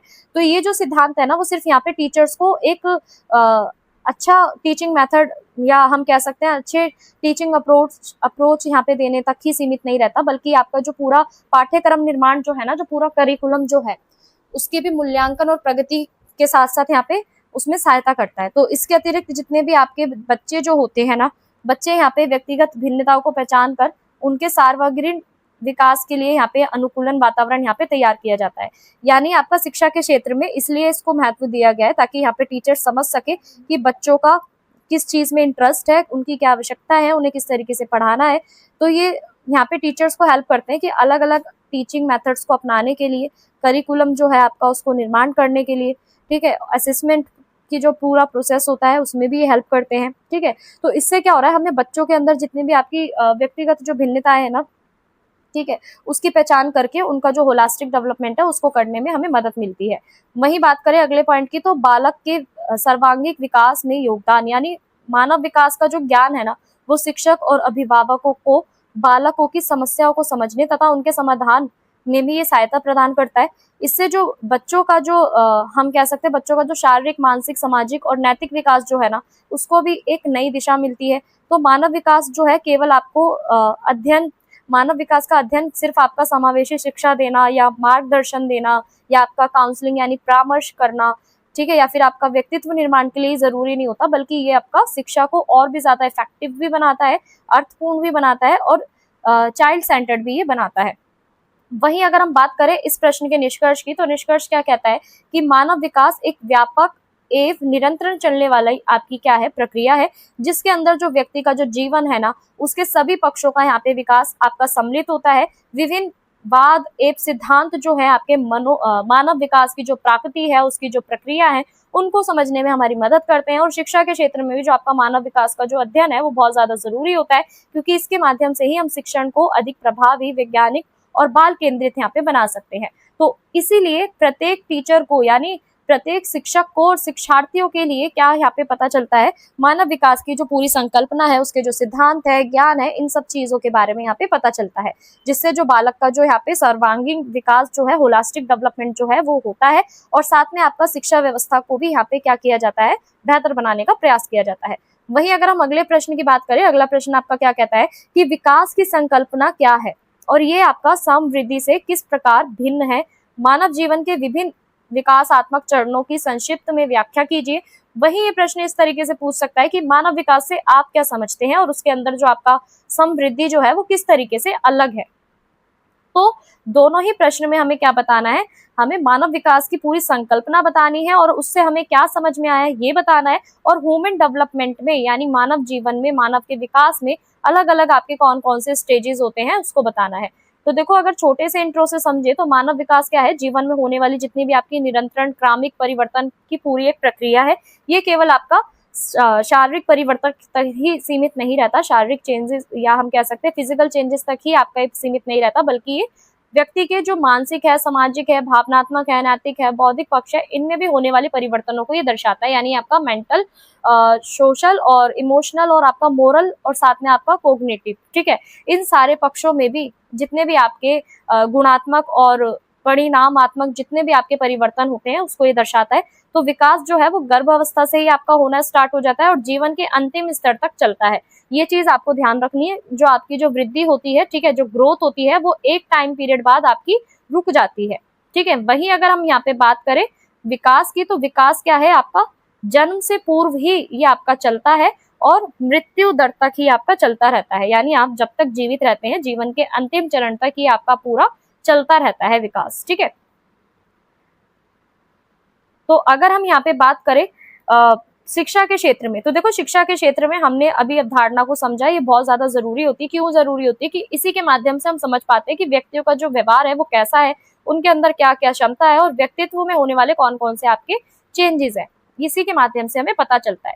तो अगर हम यहाँ पे बात करें विकास की संकल्पना की, तो देखो विकास एक व्यापक प्रक्रिया है जिसके अंतर्गत व्यक्ति के जो जीवन है उसमें अलग अलग हमें परिवर्तन देखने को मिलते हैं। यानी हम यहाँ पे सिर्फ शरीर के आकार और वजन में ही, या हम कह सकते हैं वृद्धि तक ही ये परिवर्तन सीमित नहीं होते, बल्कि यहाँ पे आपका ना व्यक्ति की जो सोच है, उसकी जो भावना है, व्यवहार है, सामाजिक संबंध है, इन सब के अंदर भी हमें परिवर्तन देखने को यहाँ पे मिलते हैं। तो विकास जो है आपका निरंतर चलने वाली प्रक्रिया है, क्रमबद्ध प्रक्रिया है, पूरे जीवन पर्यंत आपकी चलती रहती है, यानी जीवन भर चलने वाली प्रक्रिया इसको माना जाता है, जो व्यक्ति को परिपक्व यानी मैच्योर बनाने में और सक्षम बनाने में मदद करती है। वहीं अगर हम बात करें अब विकास और समवृद्धि, देखो समवृद्धि और वृद्धि के अंदर आपको यहाँ पे कंफ्यूज नहीं होना, दोनों का मीनिंग ही क्या है, एक ही है। तो यहाँ पे अगर हम बात करें विकास और समवृद्धि के अंदर अंतर की, तो देखो समवृद्धि का यहाँ पे सीधा संबंध किससे होता है, हमारे शारीरिक परिवर्तन से होता है। यानी आपकी जो शरीर की लंबाई है, यानी आपका हाइट, ठीक है, आपका वेट, आकार और शरीरों के जितने भी आपके अंग जो है उसमें वृद्धि से होता है। तो यहाँ पे इसका परिवर्तन, इसका जो परिणामात्मक जो परिवर्तन है ना, हम वृद्धि को क्या कर सकते हैं, नाप सकते हैं। वहीं अगर हम विकास को देखें तो विकास को हम यहाँ पे नहीं नाप सकते, ठीक है। विकास जो है वो आपकी एक व्यापक अवधारणा है। तो शारीरिक वृद्धि के साथ साथ आपका जो सामाजिक, मानसिक, भावनात्मक, नैतिक परिवर्तन इसके अंदर आपके शामिल होते हैं। वहीं आपकी जो वृद्धि होती है वो आपकी एक निश्चित आयु तक होती है, यानी आपकी एक टाइम पीरियड तक होती है, सिलेक्टेड टाइम पीरियड तक, उसके बाद ये नहीं होती, ठीक है। आपने देखा होगा कई बच्चों की हाइट बहुत तेजी से बढ़ती है और कई बच्चों की जो हाइट होती है वो रुक जाती है, तो वो हमारी वृद्धि की वजह से ही होती है। यानी आपका जो वृद्धि जो है वो एक समय के अनुसार ही होती है, एक समय के बाद फिर आपकी जो वृद्धि है वो रुक जाती है, ग्रोथ रुक जाती है। वहीं जो आपका डेवलपमेंट जो है, विकास जो है, वो पूरे लॉन्ग टाइम तक, जीवन भर आपके साथ चलता रहता है, ठीक है। तो उदाहरण से समझे तो यहाँ पे बच्चों का कद बढ़ना, और उसकी जो सोचने समझने की जो क्षमता है, सामाजिक व्यवहार है, व्यक्तित्व में सुधार है, तो ये सब आपका क्या कहलाता है? विकास कहलाता है। वहीं अगर हम इसके अलग अलग चरणों को समझे, यानी मानव विकास में जितने भी आपके विकासात्मक के जो चरण है इन्हें समझे, तो देखो पहला पॉइंट क्या कहता है कि शैशव अवस्था। शैशव अवस्था ये क्या होती है? आपकी जन्म से लेके 2 वर्ष तक की जो आयु होती है उसको हम क्या बोलते हैं? शैशव अवस्था बोलते हैं। ये आपके जीवन का सबसे पहली स्टेज होती है, ठीक है। इस अवस्था में क्या होता है कि बच्चों की जो शारीरिक वृद्धि जो है, फिजिकल जो ग्रोथ है, वो बहुत तेजी से होती है। बच्चे धीरे धीरे बैठना सीखते हैं, फिर चलना सीखते हैं, बोलना सीखते हैं और अपने आसपास के जो वातावरण है उन्हें पहचानना सीखते हैं। तो ये स्टेज आपकी आगे चल के एक डेवलपमेंट की जो फाउंडेशन जो होती है, नींव जो है, उसे तैयार कर रही होती है। वहीं अगली स्टेज की बात करें तो आपकी बाल्यावस्था है। ये लगभग आपकी 2 वर्ष से लेके आपकी 12 वर्ष तक चलती है, जिसमें आपकी 2 वर्ष से लेके 12 वर्ष की आयु के बच्चे आते हैं। तो इस अवस्था में क्या होता है कि इसमें ना बच्चों का शारीरिक, मानसिक और सामाजिक विकास बहुत तेजी से हो रहा होता है। यानी वो भाषा, खेल, शिक्षा, सामाजिक नियमों को सीखते हैं, ठीक है। देखा होगा आपने 2 से लेके 3 साल तक के जितने भी आपके प्ले ग्रुप के जो बच्चे होते हैं, ठीक है, 12 वर्ष की भी अभी हम बात करेंगे, लेकिन अभी हम छोटी आयु से समझते हैं। यानी 2 से 3 साल के जो बच्चे होते हैं उनका जो शारीरिक, मानसिक और सामाजिक डेवलपमेंट जो होता है ना, बहुत तेजी से होता है। यानी वो खेल खेल में काफी सारी चीजों को सीखते हैं, ठीक है। भाषा सीखते हैं, यानी सेंटेंसेस बोलना सीखते हैं। वहीं अगर हम बड़े बच्चों की बात करें तो बड़े बच्चे भी यहाँ पे क्या करते हैं? सारी चीजें सीखते हैं, खेल के माध्यम से, भाषा के माध्यम से, शिक्षा के माध्यम से। इनका भी मानसिक, शारीरिक और सामाजिक विकास बहुत तेजी से हो रहा होता है। तो यहाँ पे इस टाइम पीरियड तक क्या होता है कि बच्चे अपना स्कूल जाना भी स्टार्ट कर देते हैं। तो इसको हम विद्यालय शिक्षा का प्रारंभिक, इस अवस्था में भी हम इसको बोलते हैं। यानी जो आपकी विद्यालय शिक्षा जो है, स्कूली शिक्षा भी यहाँ पे बच्चे इस अवस्था तक शुरू कर देते हैं, जिससे जो उनकी बौद्धिक क्षमताएं होती हैं उनका भी डेवलपमेंट यहाँ पे होता है।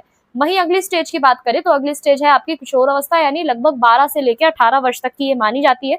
इसके अंदर आपके बहुत सारे परिवर्तन हमें देखने को मिलते हैं और संक्रमण काल हमें यहाँ पे देखने को मिलते हैं। तो इस अवस्था में ना आपका शारीरिक परिपक्वता के साथ साथ आपका भावनात्मक, सामाजिक परिवर्तन भी होते हैं। यहाँ पे जो आपके टीनेजर्स जो होते हैं वो अपनी एक अलग पहचान बनाने का यहाँ पे तुरंत प्रयास करते रहते हैं। स्वतंत्र विचार यहाँ पे उनके अंदर विकसित होते हैं। व्यक्तित्व निर्माण की दृष्टि से भी ये जो अवस्था है आपकी, वो बहुत ज्यादा महत्वपूर्ण होती है। वहीं अगली अवस्था की बात करें तो प्रौढ़ अवस्था, जो आपकी 18 वर्ष से शुरू होती है, 60 वर्ष तक रहती है। इस अवस्था में ना ज्यादातर आपका परिपक्व ये चरण आपका बोला जाता है। यानी इस अवस्था तक आते आते हम प्रॉपर मिच्योर जो होते हैं वो होने लगते हैं, हो चुके होते हैं, या हम कह सकते हैं कि हो रहे होते हैं। तो इसमें क्या होता है, जो व्यक्ति है ना वो शिक्षा, रोजगार, परिवार, सामाजिक उत्तरदायित्व, इन सबको यहाँ पे उन सबको चलाना सीख जाता है, निर्वाहन सीख जाता है। तो इस स्टेज में क्या होता है, जो आपकी डिसीजन मेकिंग की जो एबिलिटी जो होती है, निर्णय लेने की जो क्षमता होती है, जो आपके एक्सपीरियंसेस होते हैं, सामाजिक परिपक्वता होती है, इन सब का क्या होने लगता है, यहाँ पे डेवलपमेंट होने लगता है। यानी व्यक्ति समाज में अपनी एक सक्रिय भूमिका यहाँ पे निभाता है, ठीक है। वहीं अगर हम बात करें अगली स्टेज की, तो आपकी अगली स्टेज क्या है कि वृद्धावस्था, जो आपकी 60 वर्ष के बाद यहाँ पे चलती है।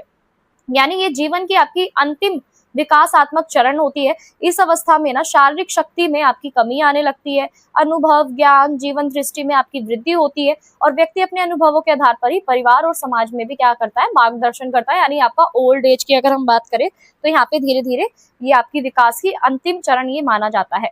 वहीं अगर हम बात करें इस प्रश्न के निष्कर्ष की, तो निष्कर्ष क्या कह रहा है कि विकास एक आपकी व्यापक और सतत जीवंत पर्यंत चलने वाली क्या है, एक पूरी प्रक्रिया है।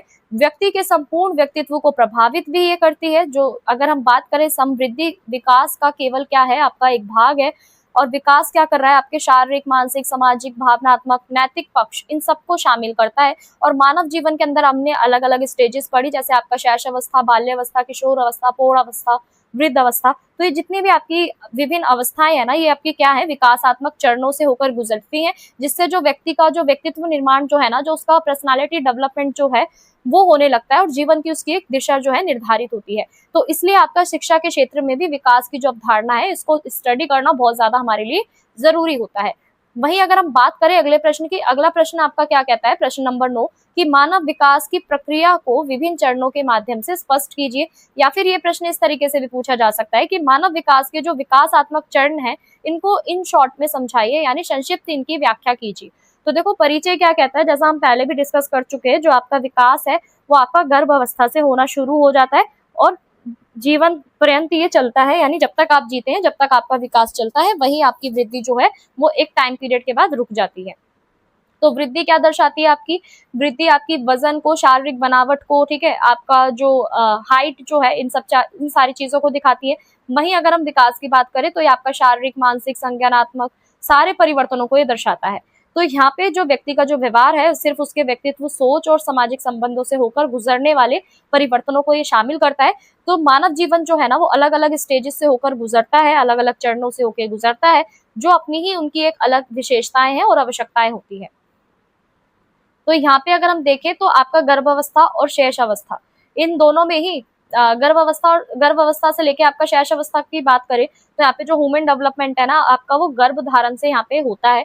ठीक है, गर्भावस्था के दौरान आपका जो भ्रूण जो होता है, ठीक है, वो शरीर के विभिन्न अंगों से अपना निर्माण करना यानी अपना विकास करना शुरू कर देता है। यानी जो जब बच्चा जो माँ के जब गर्भ में होता है तो उसका निर्माण कैसे होता है कि माँ जो भी पोषण लेती है, ठीक है, जो भी खाना खाती है उससे उसका जो पोषण उसे मिलता है, यानी उसके खून से जो भी उसे पोषक तत्व मिलते हैं, उससे यहाँ पे भ्रूण का अंग जो होते हैं वो बनना स्टार्ट हो जाते हैं। तो जन्म के बाद आपकी जो अवस्था होती है उसे हम बोलते हैं शैशव अवस्था। इसमें बच्चों का जो डेवलपमेंट होता है वो बहुत तेजी से होता है और आपकी फिजिकल ग्रोथ भी बहुत तेजी से होती है और वो अपने आसपास का जो एनवायरनमेंट जो होता है, वातावरण जो होता है, उसे समझने लगते हैं। तो इस अवस्था में ना भारत विकास, संवेदना, अनुभव और माता पिता के साथ जितने भी आपके लगाव जो होते हैं बच्चा इसमें करना सीख जाता है। बालक जो होता है यानी बच्चा जो होता है वो धीरे धीरे चलना सीखता है, बोलना सीखता है और सरल आपकी जो क्रियाएं होती है उन्हें सीखने लगता है।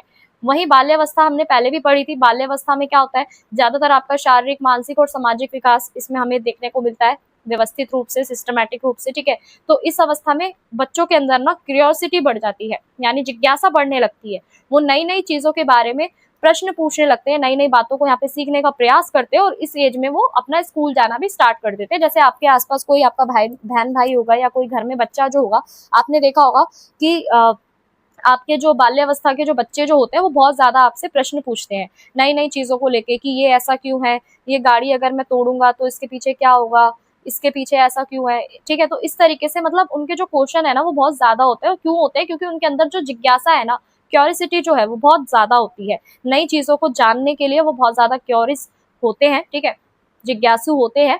और यहाँ पे जो बालक की जो भाषा है, तर्क स्मृति है, यानी आपका लैंग्वेज डेवलपमेंट, ठीक है, लॉजिक और साथ में आपका जो मेमोरी जो है, ठीक है, प्रॉब्लम सॉल्विंग जैसी जितनी भी आपकी समस्या समाधान जैसी जितनी भी एबिलिटीज जो है, क्षमता जो है, इनका डेवलपमेंट होने लगता है। और साथ में वो अपने फ्रेंड्स में कोऑपरेट करना भी सीखते हैं, डिसिप्लिन मेंटेन करना भी सीखते हैं, जो भी आपके सामाजिक नियम है उन्हें भी सीखते हैं। तो इस चरण में क्या होता है, बच्चे ज्यादातर खुद के एक्सपीरियंस से सीखते हैं।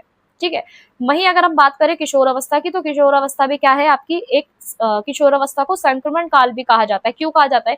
क्योंकि इसमें बच्चे ना धीरे धीरे कहाँ की ओर बढ़ रहे होते हैं, वयस्कता की ओर बढ़ रहे होते हैं।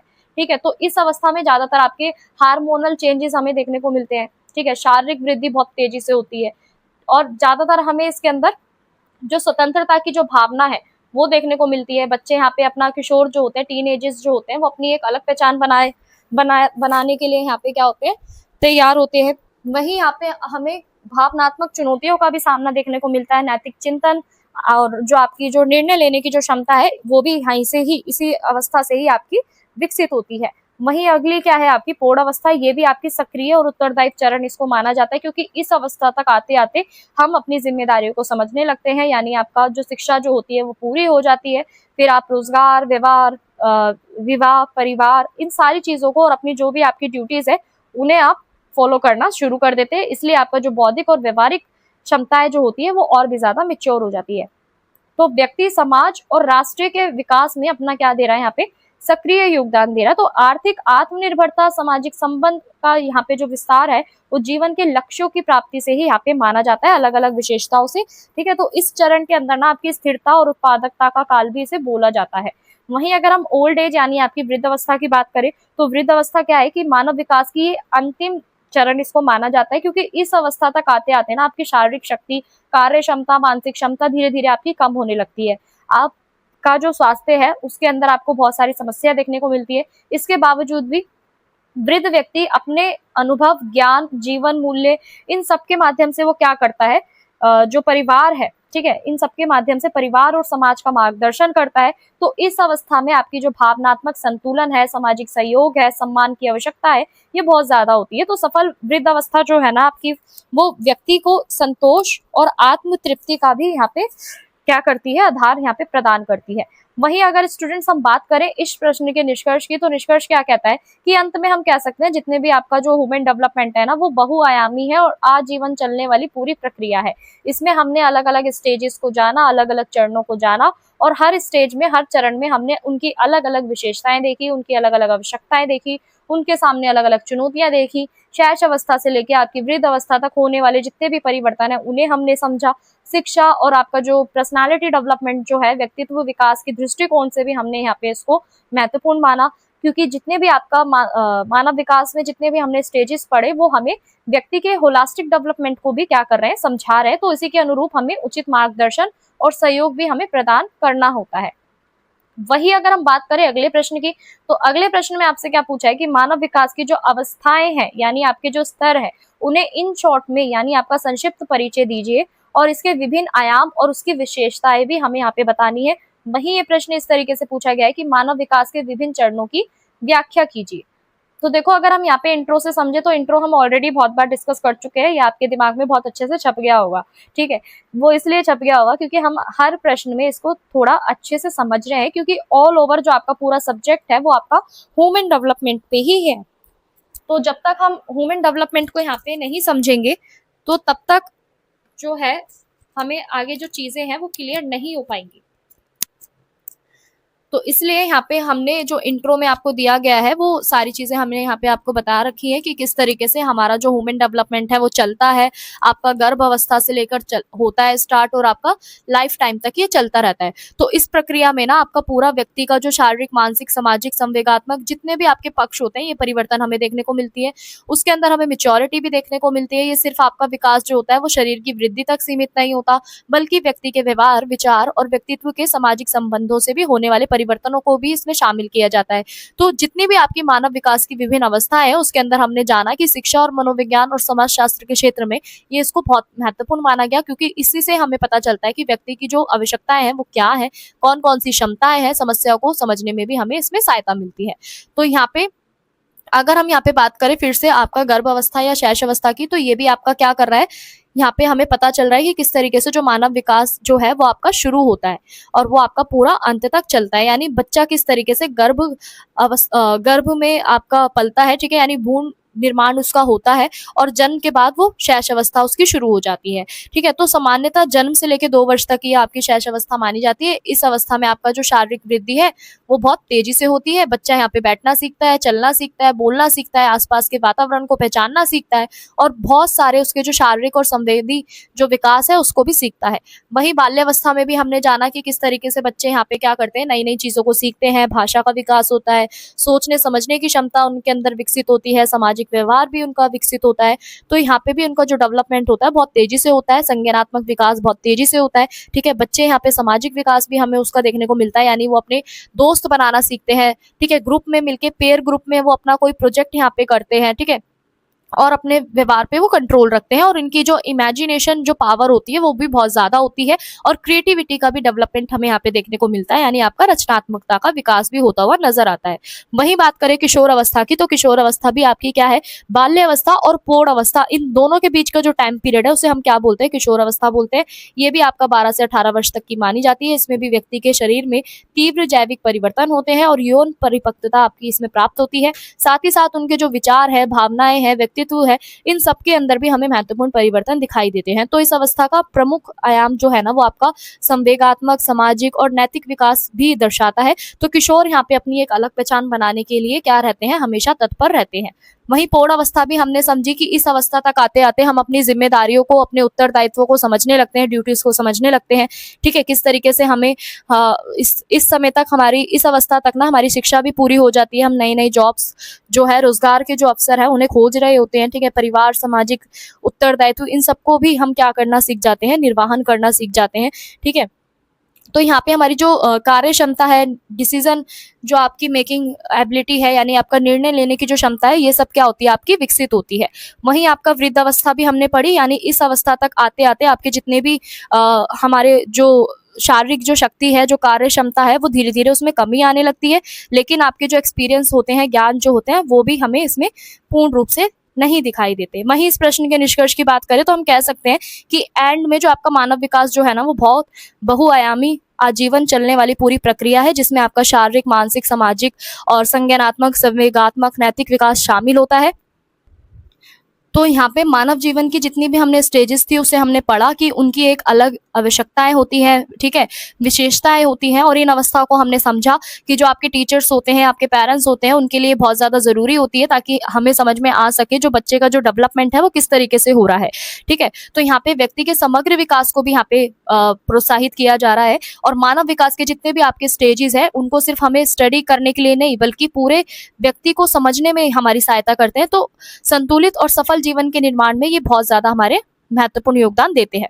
तो चलिए बात करते हैं यहाँ पे गिव अवे के पहले क्वेश्चन की। तो पहला क्वेश्चन आपका गिव अवे में यही है कि जो आपका वृद्धि जो है, ठीक है, वृद्धि क्या है, आपको आंसर देना है, ठीक है। पहला प्रश्न है आपका वृद्धि क्या है।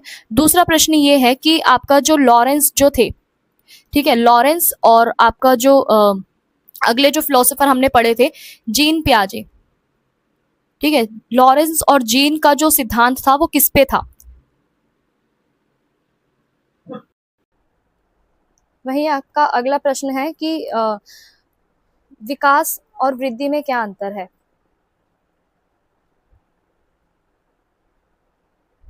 विकास और वृद्धि में क्या अंतर है, ठीक है। तो ये थे आपके गिव अवे के 3 क्वेश्चन, जिसको मैंने आपको एक्सप्लेन कर दिया है।